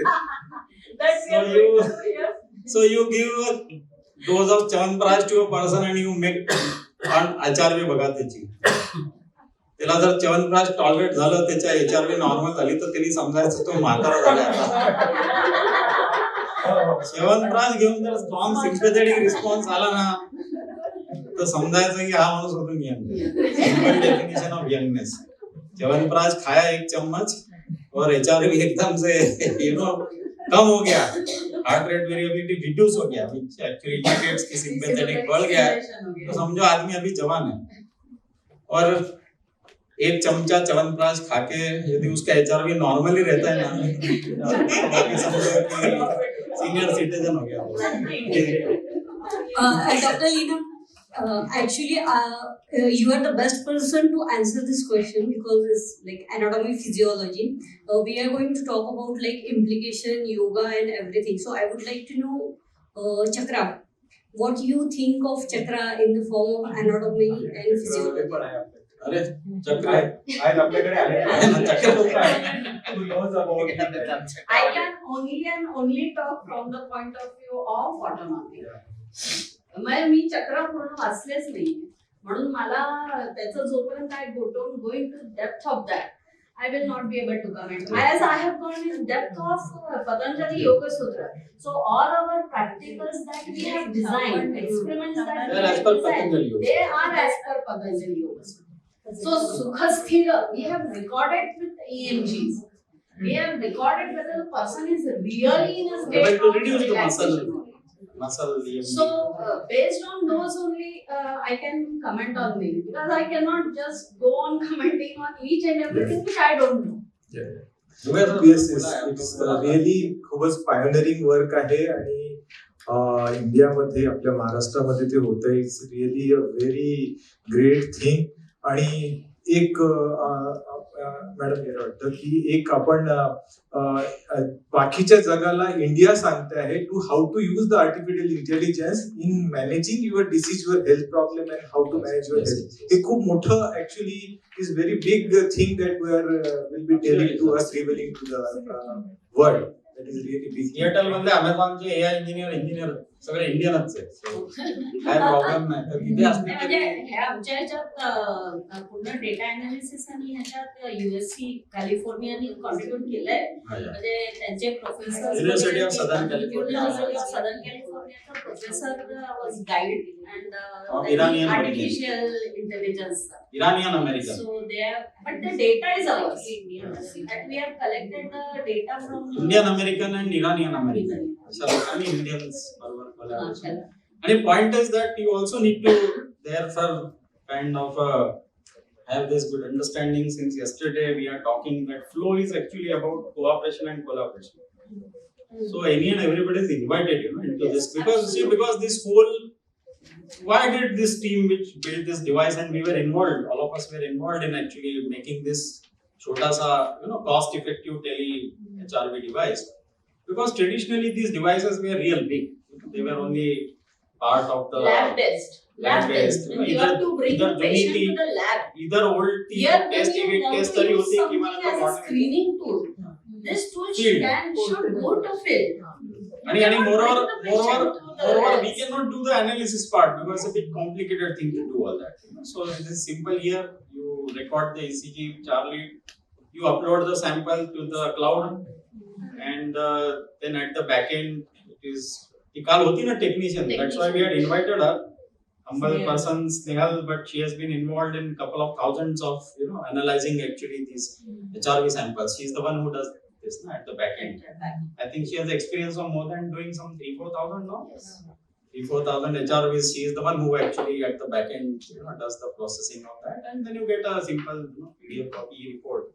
So I think she is going to bring. She will show you that, and you therefore are all invited. And the main idea therefore is that, as Dubey sir very rightly said, that because medical setups are recognized with illness, entry of people in the medical setup starts with perceived illness by people. Until they perceive that they are ill, they don't come to medical, which is totally understandable. Why should they go to a hospital or an institute or a clinic unless they think they are ill? But in the community, there is definitely therefore a greater role for people those who work on the wellness component or on the wellness dimension. You also work with people those who yet don't have actually that much, so they can contribute meaningfully to this whole preventive thing. We have at the end of the day a very limited number of trained medical doctors in this country, and considering just yesterday we spoke 10 crore diabetic people, त्यांना 10 crore diabetics ना बघायला, we really don't have enough number of really good physicians to cater even to these people those who already have illness. म्हणून for practical reasons very often it doesn't become possible for medical doctors to do the preventive work. It is not that doctors don't realize the significance or importance of preventive work, but वेळच नाही त्यांना, because there is so much caseload at their hands. They have to deal with such a caseload at their hands की त्यांना कम्युनिटीत जाऊन preventive काम करायला त्यांना वेळ नाहीये. तर ज्यांना ज्यांना आहे किंवा ज्यांना ज्यांना ती अपॉर्च्युनिटी आहे, whether you are from yoga background, whether you are from Ayurveda background, whether you are from nutrition background, any type of wellness background, and if you are working with non-clinical populations, means those people who have yet not been identified as patients, you also can do this. It's completely possible. People already start. No? That's why I said that in Germany it was very interesting. The Germany nutrition people making use of this sensitive parameter. You give something to a person and you actually check, whether it's how well it is going with the person's system, whether the whole thing is going in the right direction. Yeah, next one. Bola. I'm just pointing. Please. Bola, please. I would just like to add from a public perspective. Actually, publicly there are so many programs like national, this NPCDCS, Program for Prevention of Cancer, Diabetes. Then there is Rashtriya Bal Swasthya Karyakram, where we are screening children from 5 to 15 years for n number of diseases. Then there are a lot of programs which are preventing maternal and child mortality. Now after this session, I'm realizing there are so many gaps. If we could add this simple screening test as a screening test, we can prevent that load from turning up to a tertiary care hospital. Like in 2017, Government of India has launched a very promising program of Ayushman Bharat, under which the component of these wellness centers have been created at sub-center level. And a new cadre of community health officers has been created under Ayushman Bharat. And I personally was very happy because in 2017, we started talking about wellness clinics at level of villages. And there is a provision for weekly yoga and meditation session at level of villages, because when we talk about this yoga and meditation, it has been a drive and movement mostly in the urban areas. But after this health and wellness centers about 2017, now in rural areas also people are being sensitized towards yoga and meditation. And I think this is a very right moment where we can introduce such an important, like after your session, thanks to you and the whole team, to awakening us to this fact. Like we are missing that opportunity of primary prevention, secondary prevention, which actually could be incorporated in our national programs. All national programs should be speaking about these things now. Primordial prevention. Your wish will be fulfilled tomorrow. We will have actually in some way you can call him a representative of the Government of India who is involved with this activity. He will be joining tomorrow as a faculty with us. My junior colleague Shivram from the MBM is professor there, professor and head of integrative medicine department, and we have this responsibility together. If I had to say in a modest way, I told you about these targeted treatments and all that. They are not being made only for the private clinics, they are also being made for use into these wellness centers and into these national programs. Yesterday I told you, B.N. Gangadhar, in my acknowledgement, who is president of the National Medical Commission, is at the forefront of some of these developments. And his efforts, all the NCDs, for your information, have been clubbed together now. With this recognition, that irrespective of diagnosis, let people have these targeted interventions, because it's a common problem, irrespective whether you have blood pressure or a diabetes or, ABC, like Vaijanti madam said, even arthritis, she has been a part of a very large arthritis study, WHO sponsored arthritis study. She was an investigator of that, community-based study. So, whether it is arthritis or whether it is hypertension or whether it is diabetes or some of the neuro disorders, all NCDs or even the psychological problems, they have all this commonality. Yesterday also we showed that chart, they all have this commonality of autonomic dysfunction. And so unfortunately what we have done, like when we have framed these various national programs, vertical programs, let it be national mental health program or programs that deals with maternal and child health, we have segregated mental health. You have segregated mental health to one program, which is national mental health program. And now as you are saying, rightly saying, and I'm very happy to know that it's being integrated. Yeah. Because when it comes to mental health, a part of maternal health, child health, everywhere is there, but as you segregated, like mind and body has been segregated. Health is holistic. It can't be segregated. One more short piece of information I like to give you is that recently Government of India has actually supported the patent application of this device. Government of India is paid because the patent application needs a fee to be paid, for the patent examination. So that has already been paid by the Government of India. So they support actually, this activity and this program in some way. Government gives you 1 rupee also means actually they are lending you their support. And if the office of Registrar General of Patents gives you some money means actually they value this. So, Your presentation you can do. Yes. so therefore, this is a nice thing. We are already talking about the public-private partnership in some way. You can say, the government and this. There is no I think I will first distinction. go for the tools that so clinical cases and we can discuss later also. Priya, madam. So this is what heart rate variability. This is how it looks like. So it is beat to fluctuations in beat to beat interval. So you can see over here, this is R wave and this is RR interval. So the first interval, second interval, third interval, they are not constant, same. They are changing. And this change in a normal range is very, very important. If this change or the fluctuation, if they are reduced, that means the heart rate variability is reduced. So within a range, they should fluctuate. So this is what is the heart rate variability is. Yeah, sure. Normally, this millisecond scale things you don't see visually. Yes. So if you will see an ECG, you can't actually. And I will show you. I will just show you a difference. So that's why one of the important things in this device, that how is this different than the normal clinical ECG device? That the normal clinical ECG device has a sampling rate of about. I will just draw that normal ECG. If you see, the sampling rate is 128 hertz. Yeah, 125. So when the signals are coming at a speed of 128 cycles per second, that means these dots are coming. These are signals. Okay, they are plotted like this.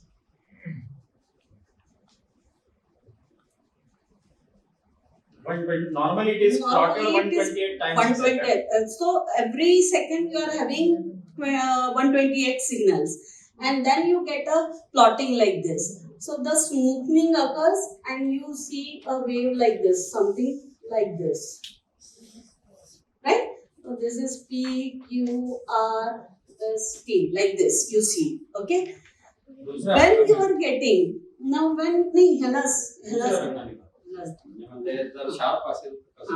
so if the signal, they are coming with the speed, means you are capturing those signal at 1000 hertz, means 1000 times the signal is coming in 1 second. So you are having very dots which are very, very, very, very closely placed.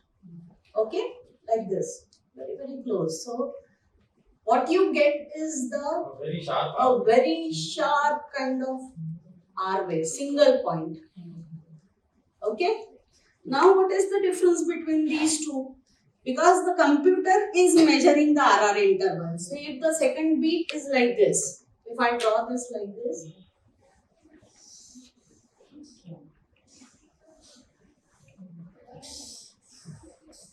if you are having a single point, then the computer will not having a problem to pick up this point and to measure the heart rate RR interval in milliseconds. If you are having a blunted wave like this, if peak is blunted like this, then out of this, the computer can pick any point as a peak. Right? And that millisecond difference is also going to give the erroneous result. So that's why absolute getting a peak, one single point, is the crucial for this heart rate variability. That's why the technology has to be very, very perfect. And you should get that sample at 1000. We cannot measure HRV at a normal diagnostic ECG. You won't get the results very accurate. Accuracy will be affected. So that's why. From all the Apple Watches and all that, you cannot really measure this clinical grade. Clinical grade. Okay, for entertainment, your personal entertainment purpose. It's okay, it's different. But Pop see, use, popular, yes. for like pop psychology. So it's like a pop HRV. So that's why that having a signal at least 500 to 1000 hertz is a very crucial for this measurement to be very accurate. So this is one thing. Then you can see a direct difference. Average heart rate is same. One is of normal individual, one is of diabetic patient. So here you can see the RR interval. You can see this minute variability rate. Here it is almost flattened. So this is what is the reduced variability is. So in diabetic patients you see this kind of thing. And reduced variability means like this. So with this graphs and this you can easily identify. So heart rate won't give you any idea whether there is any kind of, see, heart rate when it goes say beyond normalcy range, if it is more than 90 or when it's in the range of 100, that indicates that there is autonomic dysfunction if you rule out other clinical causes of increasing heart rate, right? But if the heart rate is normal, then the HRV gives you much more information about the autonomic nervous system. And the patient has already developed a disease, then ECG will detect. But for the prevention, the earliest part. Yes. Risk stratification and even to assess the complications. Correct. Because HRV is a dynamic parameter, it changes over a period of time. How much it is changing in a patient, that is what is more important. If it is reducing very fast, that means the deterioration is very fast. Right?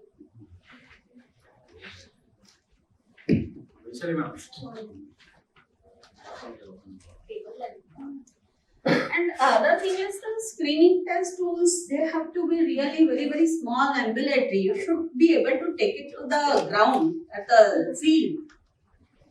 So this is the device. This is the mobile app. It's like a Holter monitor.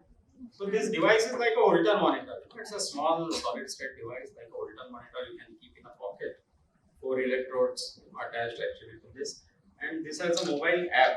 So from which you control different protocols. You can set different protocols and you upload to the cloud. So unlike the ECG, this has only 4 electrodes. So it won't be a diagnostic ECG. It won't be a diagnostic ECG. Only HR. Can be done by any And type arrhythmia you of can detect. person. Arrhythmia is possible. yes, no, it doesn't need any expertise. It can be learned in 10-15 minutes. Anyone can do it. How much does it cost? Sorry? This is to be kept in the pocket or it is to be kept? I am reminded of the patient is lying on the bed. being taken to NASA on a tour. Mileage कितना दे madam use करके देखा नहीं. She hasn't even used it. She is asking, is it cost कितनी है? Madam आज के date में ये वैल्यूएबल अमूल्य है. So this is the device. This is to be attached to the patient. Patient is lying. These are battery operated device. So this battery is to be charged, and this records the whole thing. And as this tab gives it's a Bluetooth connected tab. Breathe in for 5 minutes or whatever instructions are there or is there on the app. So these are Bluetooth connected. So this app records the whole thing, and then this whole thing this is a common tab. Normal. This device runs on a phone also. On my phone also, on my mobile phone also, I have app.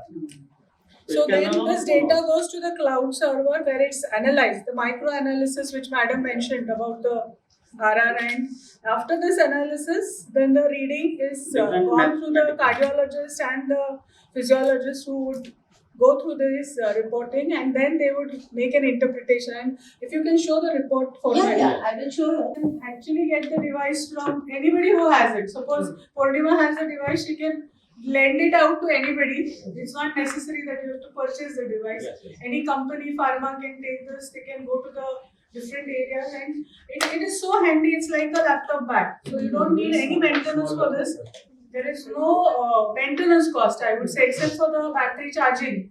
whatever is required. So that's all is the cost of this. And the aim of this campaign is basically to identify cardiac conditions in diabetic patient at the earliest, so that the cardiac mortality is the major cause of death in diabetes. So our aim is that we should be able to win over cardiac. So that is the reason why this whole campaign has been started. This is one of our mottos.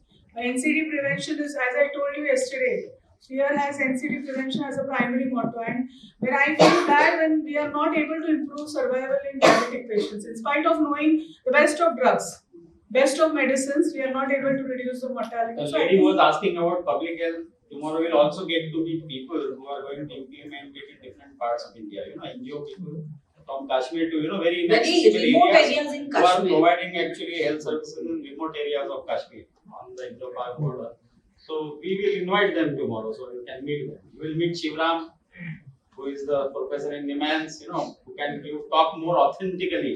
He of course is also from AIIMS, the central government institution, but Shivram is more intimately connected, with that program. So he can speak about whatever the government's ideas about this whole thing. And these people, Kadu, Udayapan Kadu, Rajan Kadu, we call them.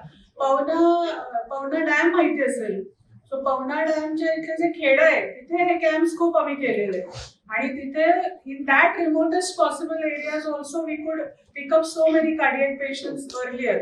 And the aim is not to feed cardiologists. The aim is to identify them, educate them, get them in proper system of lifestyle modification, and of course, if required, refer to cardiologists early. So this is how it looks like.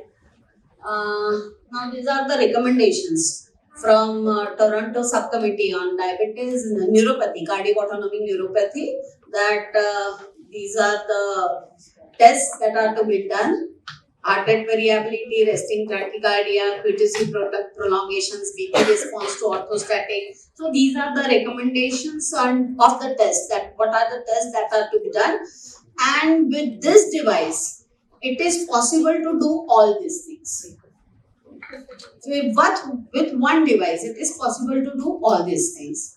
Because there are some devices, they give either this HRV time domain or they give just a can, but not a combination of anything. So they are based on the ADA guidelines, and the guidelines for diabetic autonomic neuropathy assessment.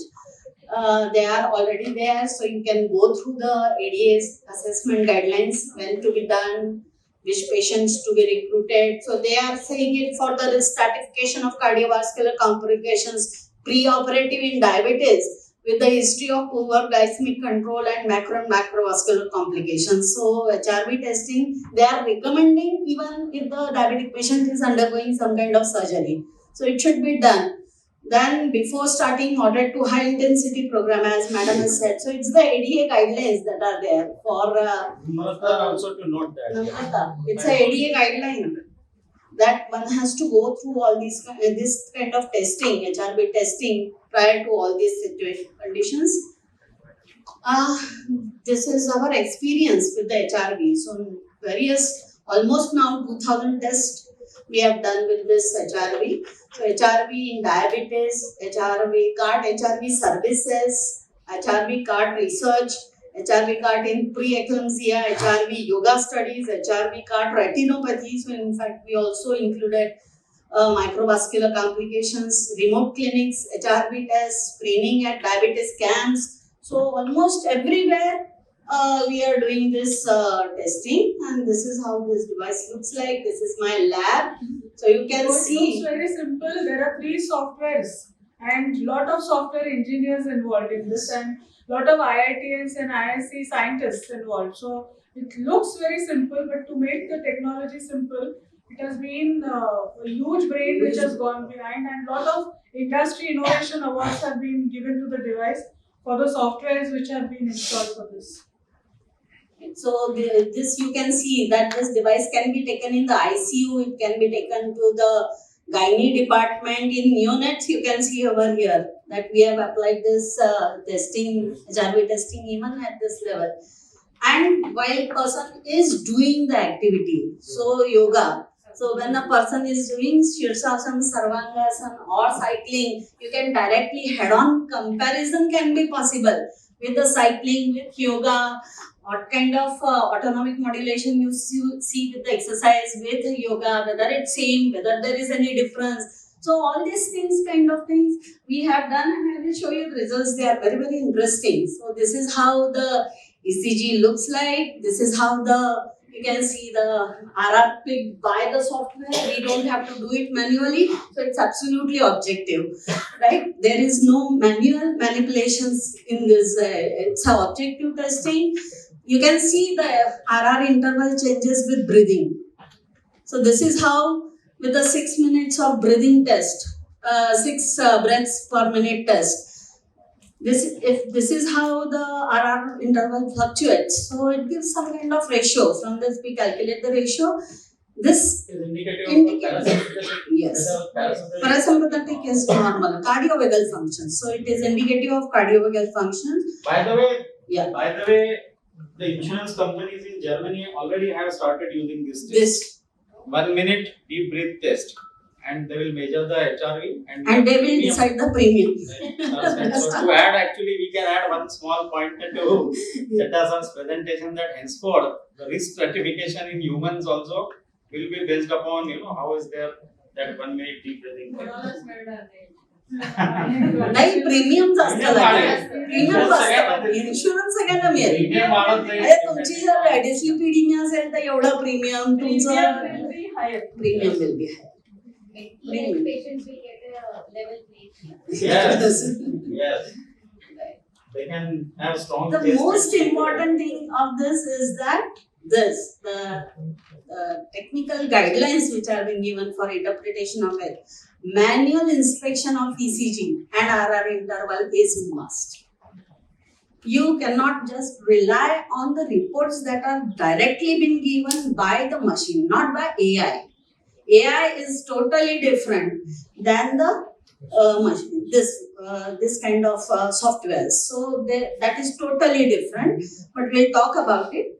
Why it is needed is to denoise the data, to inspect extra beat, missing beats, like that. You have to visualize those to rule out pseudo variability.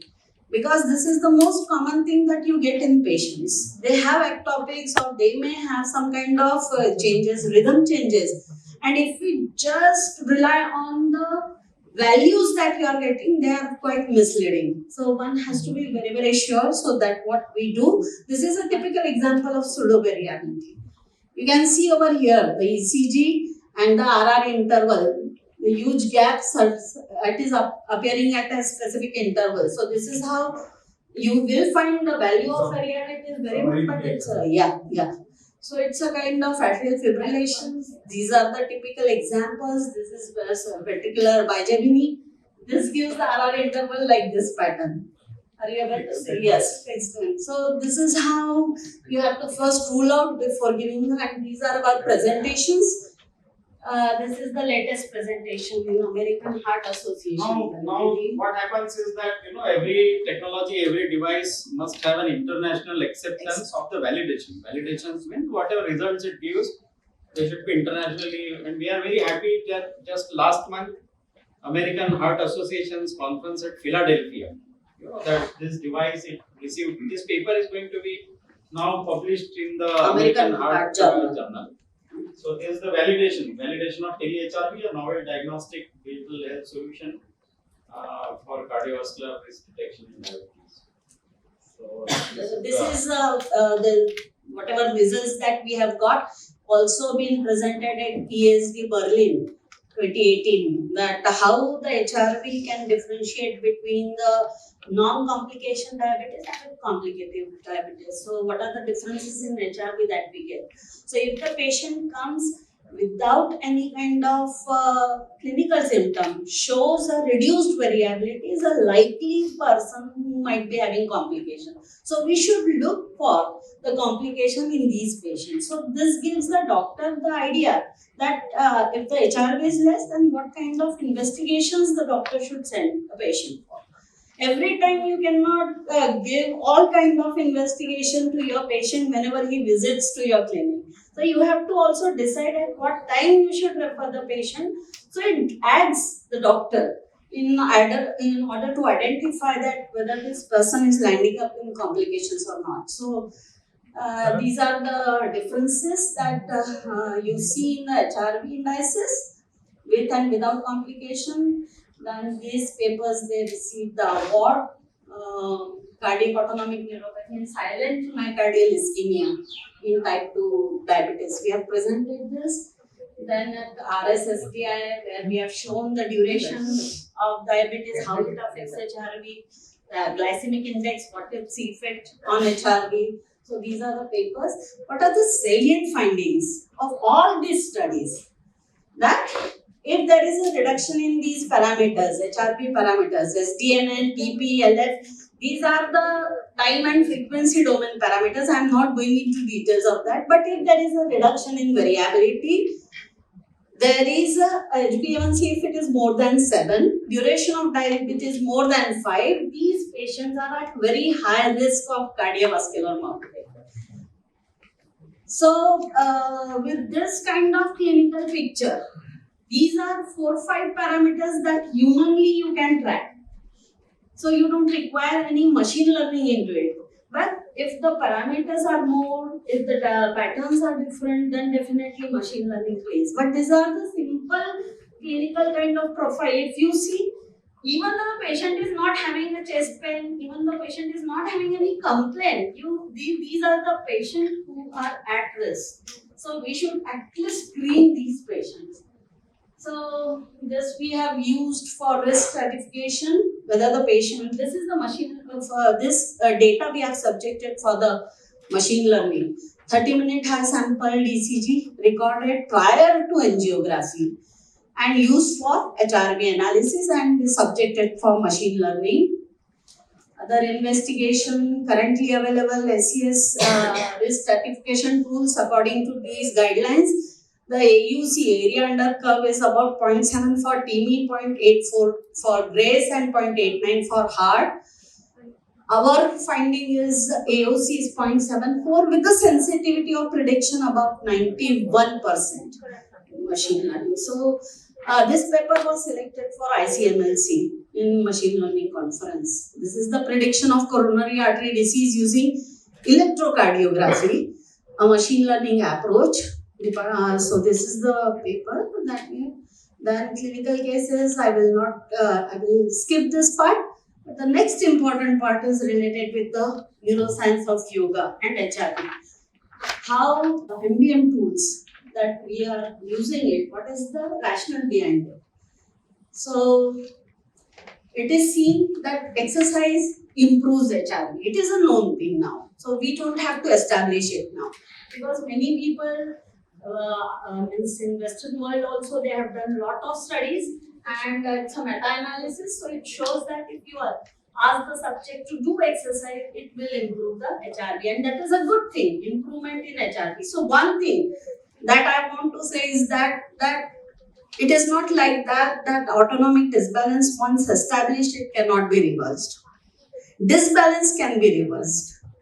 If imbalance is there is a possibility of reversing it. So as early as possible, if we are able to pick it up, by giving these tools, it is very easy to. And the second thing, even if there is a reduction in HRV, there is still statin of neuropathy. Still, these tools will not allow further progression of autonomic dysfunction. So we should try to use these MBM tools as long as possible, as far as possible, along with medication. With medication, without medication, it depends on the doctors to decide. So exercise improves, yoga improves HRV. So this is also known that with meta-analysis, it has shown that various studies world over, they have taken yoga as a tool and HRV as a measure of cardiac autonomic activity, and it improves HRV. So it is also been shown that yoga is helpful by outcome research in fitness, in flexibility, heart disease, stress. So outcome studies have shown that there is a good effect. Yoga actually have a good effect on these diseases.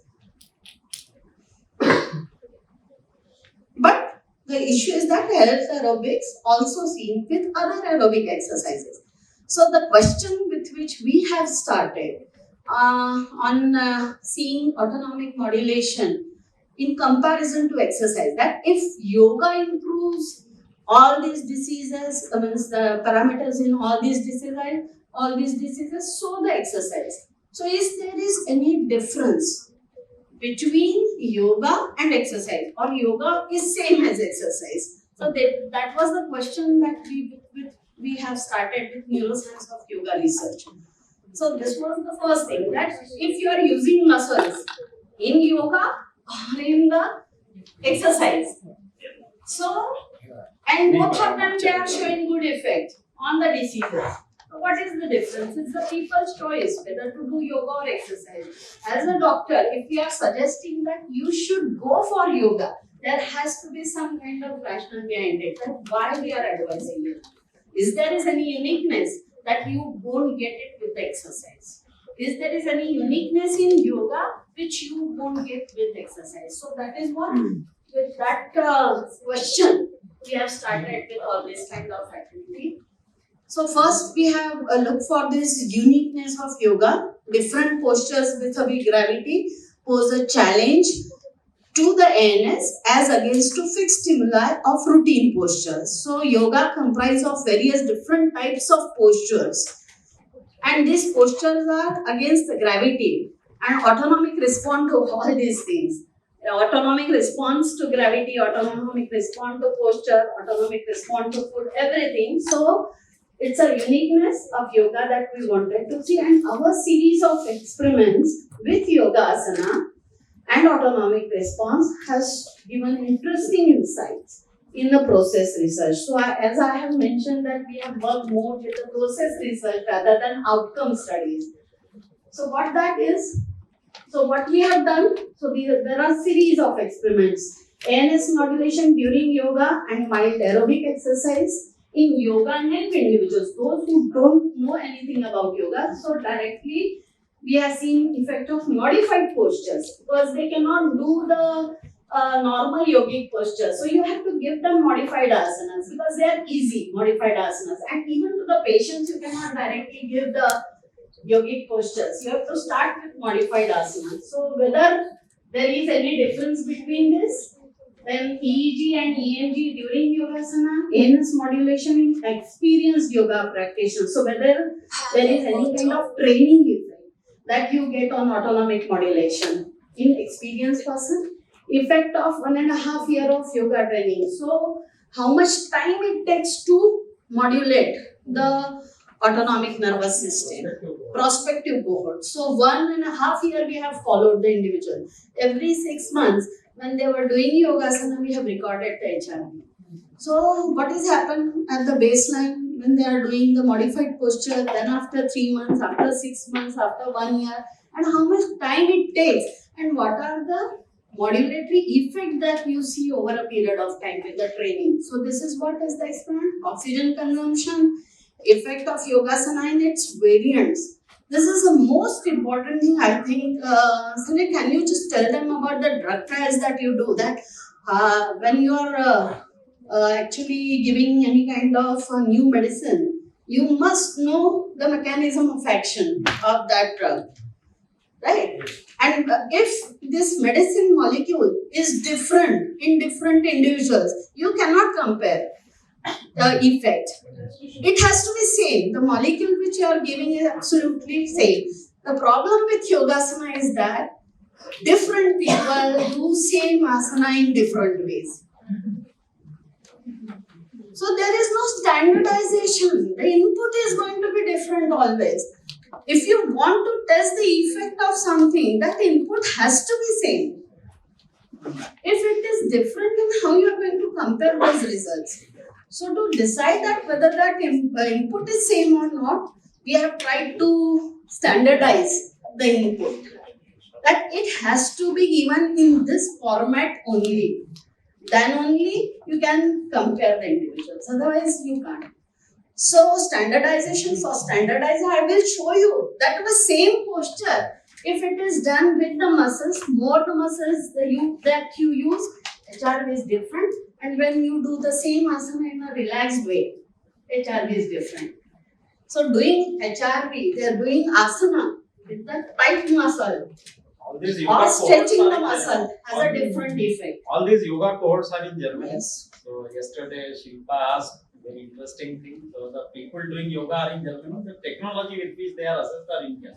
Yes. Indian technology assessing actually the people doing. So that's how it is yoga. They are experienced yoga practice. Yoga cohort means people. Those who did not do yoga, then they started learning yoga. Every 6 months we are measuring them. That cohort has come up to 2 years now. So these are the yoga students who have been in training for last 2 years. We will continue to follow them. You know, looking at the trajectory of training of autonomic nervous system, that how does it. So you have cohorts which is not doing yoga? Yes, yoga name individuals are not doing. Yes. Controls also. You have control. Yes. So these are the direct comparisons of exercise and yoga. The same person here, he is doing the exercise on the bicycle, and the same person is doing yoga. So the same person is doing both the things, and we have observed the heart rate variability. That what happens. So here the case is the same person. Heart rate is controlled. Yes. Now this is the EMG and EEG also we have recorded when the person is in the Sarvangasana. So Sarvangasana. So what happens with that? Now you can see over here. This is what the difference. Effect of effortful and effortless yogasana. Same asana. Shows a difference in variability. We did actually Same person. on a large sample. Yes, we have. Implication, since you, I think, are from Ayurveda background. So if I had to talk a different language, which perhaps people only from your specialty know. So here actually the only pitta which is different. Vata is the same and kapha is the same. Same action, same stability. What is different is the power with which they are doing. And you see actually the difference. So if the yogasana is done with more of muscles in action. If you use little more muscle than is required in a particular yogasana, it has a completely different effect. Externally the two look the same. Less power, parasympathetic side, little bit more power, it will switch to sympathetic side. It is no longer actually a yoga. It becomes an exercise.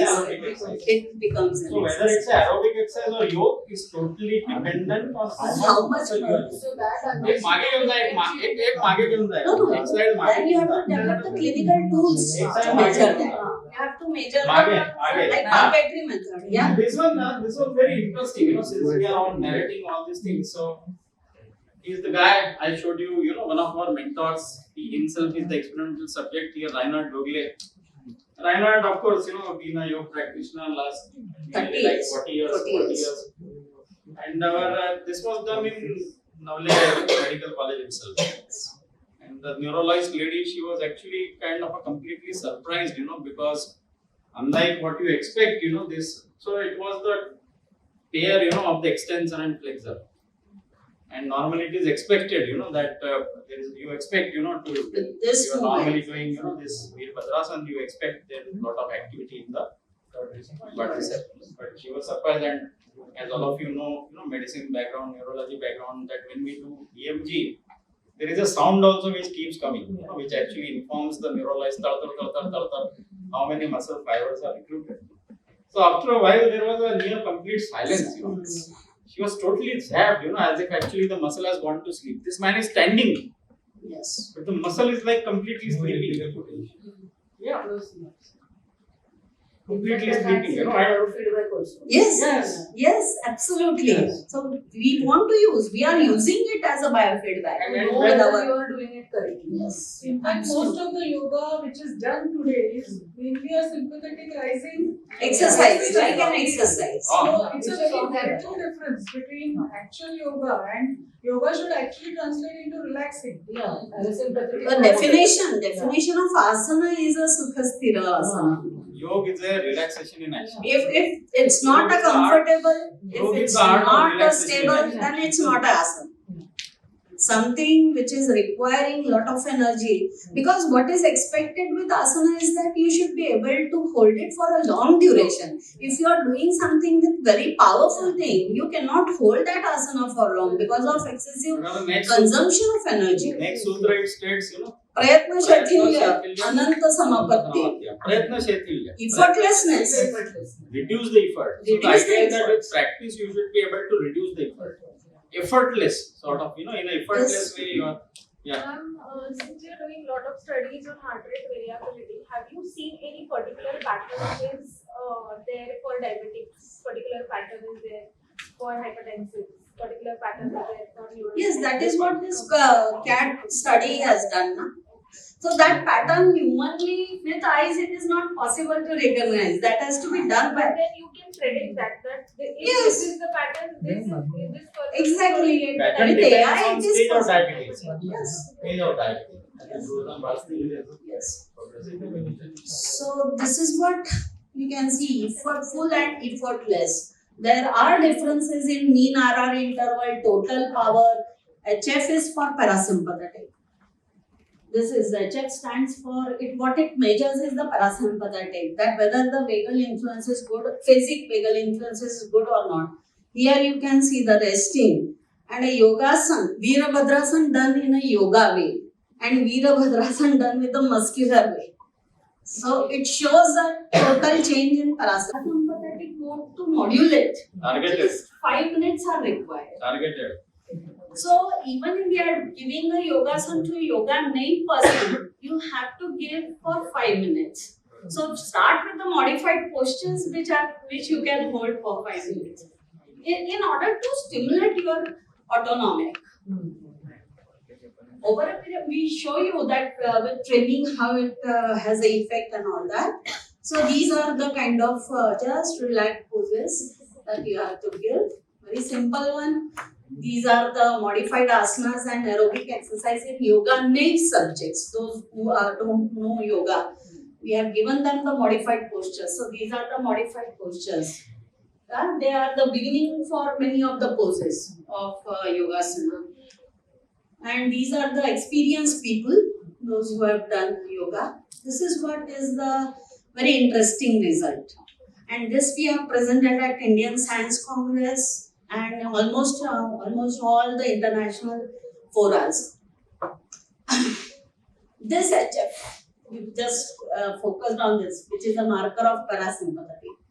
And these are the sequence of asanas, which are decided by the yoga persons because they know what sequence to be followed. So what we have observed that this is T stands for Tadasana. Okay, S is Shavasana, resting, Adho Mukha Svanasana, Virabhadrasana, Paschimottanasana, Shirshasana, and Sarvangasana. The HF, that is parasympathetic, it withdraws when you are doing Tadasana and it augments when you do the Sarvangasana. So in an upside down posture, means Shirshasana and Sarvangasana, though apparently from outside they look like very tedious activity, they are the most relaxing poses. Okay. They are most relaxing poses. And Tadasana is more like an activity pose. So Tadasana is like an exercise and Sarvangasana and Shirshasana, they modulate parasympathetic more. Yes, पण हे आपल्याला ह्याच्यात पण दिसले. Biorhythmically याच्यात आणखीन interesting गोष्ट आहे because one of the ideas in traditional yoga is that within a 40 minute the entire biorhythmic cycle goes through the entire biorhythmic cycle. So Tadasana represents the day when the sympathetic goes up and Sarvangasana, Shirshasana represents the night. So in a 40 minute this is what is given in our literature. The whole 24-hour cycle. So in 40 minutes. It's a micro representation. It's called as a fractal. And the most interesting thing. So this is a miniature day. Yeah. So in a yoga session you actually lead a miniature day. Most interesting, the Shavasana, which we say is the resting pose, very one person is relaxed. Default state होने के कारण नहीं है, बहुत difficult है to get relaxation in shavasana. तो इसलिए बहुत डिफिकल्ट. योग में कितना पहुंचा हुआ है ना, तो ये मशीन लगाओ उसको बोल शवासन कर यार, बाकी मेरा कुछ नहीं देखना है तेरा. कोई बड़ा गुरु आएगा ना, मैं बहुत अल्ट्रा गुरु हूँ योग का, उसको बोल तू शवासन करके देखना केवल मेरे को, मैं तेरा ये मशीन से 5 मिनट मेजर करता हूँ. बहुत लेकिन पता पड़ जाएगा, पता पड़ जाएगा, पता नहीं अपने को देखना पड़ेगा सबको. तो जैसे डीएनए फिंगर प्रिंटिंग होता है ना, तो वैसे इन सब आसनों का autonomic finger printing is possible. और इसलिए क्या है, अभी ये पैटर्न्स अपने पास बहुत सारे हैं, तो एनीवन कैन डू दैट. अपने को सिर्फ पता पड़ जाता है कि इसका ये बराबर हो रहा है कि नहीं हो रहा है. Library of finding. Yes. धीरे धीरे इफेक्ट क्या 10 साल over a period of time, because see, to get a person who can hold the asana for 5 minutes is so difficult. वो एक्सपेरिमेंट के लोग भी तो मिलना चाहिए. अभी 5 मिनट किसी ने शीर्षासन होल्ड करना, फ्री शीर्षासन इजी नहीं है. हाँ ना, शीर्षासन इज वेरी डिफिकल्ट. हाँ ना, लेकिन बहुत सारे लोग नहीं कर सकते. बहुत है तुमको, यानी फिर क्या होता है, सैंपल साइज कम हो जाता है. So you have to really this type of मिलना भी इट्स वेरी डिफिकल्ट. पर लकीली अच्छी चीज ये है कि इससे रिवर्स मिलेगा. तो व्हाट वी हैव डन, आप लोग जो आज देखोगे करके, कि we have made a KG version of Sarvangasana. Yes, KG version. KG. We are all KG level. अपना level KG नहीं है अभी. But which has the same effect as Sarvangasana.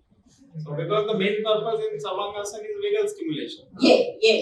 Resting versus relaxation. KG level people also able to do something and achieve actually vagal stimulation. क्योंकि patients can't wait ना to be able to master a Sarvangasana.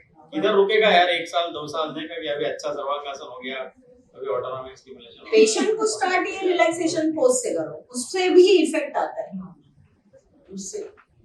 And that patient can hold that for 5 minutes. That's the most important thing, because autonomic modulation also requires some time. यदि आप ये 1 minute को देखोगे तो हो सकता है 1 मिनट में तब इतना मॉड्यूलेशन नहीं आता है. You have to record it for a period. So this is what ते आज आपण करून बघू सगळे. हो, बघूया ना. हे जे आहे ना, हे दिसतंय ना सगळ्यांना. You are one chair, you lie down on the floor. KG asana. I don't think these chairs will be useful. ये थोड़ी हाइट में ज्यादा है. ठीक है यार. नहीं है ज्यादा. पण त्याच्यात आणखीन एक करावं लागते ट्रिक त्यामुळे, because only taking the legs up is not sufficient, because it's a passive thing. So you have to do something a little bit more with breathing also. We'll do that. So, and 2 of you can get, because we have 2 machines, so 2 of you can get measured also and see the results also for yourself. So evidence based medicine. Yes. So these are the training effect you can see. The most important, I will show you not the RR interval, HF physically. Tadasana मध्ये, this is the parasympathetic. What is happening at the baseline 6 months and 1 year. The baseline में there is a, with Tadasana there is a withdrawal of vagus. इधर भी withdrawal होती ही है, यहाँ से withdrawal थोड़ा कम होने लगता है. So as you train yourself in Tadasana, less vagal withdrawal will give you the same kind of circulatory effect as compared to more vagal withdrawal in the yoga naive stage. यानी vagus को बहुत withdraw नहीं होना पड़ेगा in order to increase your heart rate or blood pressure. So vagal withdrawal. This concept of dose, duration and intensity of therapy. And for plasticity to occur, that means it takes the time. autonomic nervous system. It takes time. Yeah, 1 year का. Because they are unminded. Yes. So it takes time. म्हणजे हे आता हे सर्वांगासन बघ, बेसलाईनला त्याची वेगच withdraw होत होती, 6 मंथला सुद्धा withdraw होती. After 1 year there is augmentation, there is a boost. Oh my God. So it takes that much of time. I have got goosebumps with all this research. We also get the goosebumps, madam. क्योंकि ऐसा कभी देखा नहीं था. आपणही फक्त आपल्याला थेरॅटिकली माहिती होतं पण एव्हिडन्सेस जेव्हा तुम्ही पाहता practical evidences so what kind of modulation that you see with your own system but what is most important that to give that kind of modulation at least this much time is required म्हणजे योगासन 3 महिने केले आणि सोडलं आणि expect केलं की आपली autonomy it's not possible For plasticity. For plasticity. So this is what I think is important and this you can see cross sectionally we have so many data of so many groups so yoga practitioners for 20 years most you can say they are the aged people म्हणजे more than 60 years of age they are having highest power in HRV their variability is much better than yoga naive young individual than diabetic patient without complication than diabetic patient with complication so you can see how autonomy deteriorates if you don't do anything yoga से होगा that's a great time yoga se hoga great time with exercise also it's possible but the basic difference what we have seen with exercise and yoga when you do exercise there is always one side which gets modulated. This is the sympathetic. With different posture, there is a possibility to modulate both the branches. That's the only difference. आप कोई सी भी exercise करो, whether it's resistance training, whether it's bicycling, water exercises, hill climbing, cardio, resistance training, there will always be sympathetic stimulation. But with this, different postures have a different possibility of modulation. So that I think that is more under our will when we subject ourselves to different postures to modulate the autonomy rather than doing exercise. Exercise definitely have an effect on glucose. Exercise definitely have an effect on lipids. Similarly, yoga also. But what the basic difference between the two is the possibility of modulation at will in both directions. Yoga के ऊपर experiment किया गया क्या कुछ ऐसा meditation के ऊपर भी किया गया एक्सपेरिमेंट मेडिटेशन पे लोगों ने बहुत किया है मैंने अभी तक नहीं किया है क्योंकि मुझे अभी ढंग से मेडिटेशन पता ही नहीं है क्योंकि अपने यहाँ डेफिनेशन मेडिटेशन की टोटली अलग है और बाहर के लोगों ने कुछ अलग ही सिखाया है because I have used heart maths HRV yes to measure that thing yes meditation yes and the variability the results are really very good and it's amazing that what kind of meditation persons are doing yes and so there are different papers that are available technically entire yoga is also meditation it's a wrong actually वो जो अपन जो yoga and meditation आपको आसन भी यदि proper करेंगे तो becomes a meditation आसन the very term asan is from Asadhatu in Sanskrit is to exist. To exist. So yoga starts with awareness of your own existence. But well, now inward looking. So asana starts with that you are aware of your existence. You know, instead of looking at the external world, you are looking at yourself. So yoga में meditation incorporated है. Normally, on conversely, meditation भी आप करते हो ना तो आप कोई ना कोई आसन में होते हो. See, in fact, interesting चीज ये है कि how does any posture become asana? The moment you become aware of yourself, every posture is an asana. Seat में भी आप बैठे हो ना, जब तक आपका बाहर awareness है, तब तक वो आसन नहीं है. The moment you have actually awareness of your own self, it becomes asana. तो इसलिए इंटरेस्टिंग चीज ऐसी है कि योग आसन में भी मेडिटेशन हो रहा है और मेडिटेशन में ऑटोमेटिकली आसन हो रहा है अपना ध्यान नहीं होता that is the only thing तो इसलिए दोनों में दोनों हो रहा है इसलिए वो जो डिस्टिंक्शन कभी-कभी जो प्रेजेंट किया जाता है ना आपको पता है जैसे you know meditation also you are supposed to actually sit and do for a long time same ना योग में जो आसन का प्रोलॉन्गेशन है वो वहां पे भी हो रहा है दोनों में है actually Yes, so I think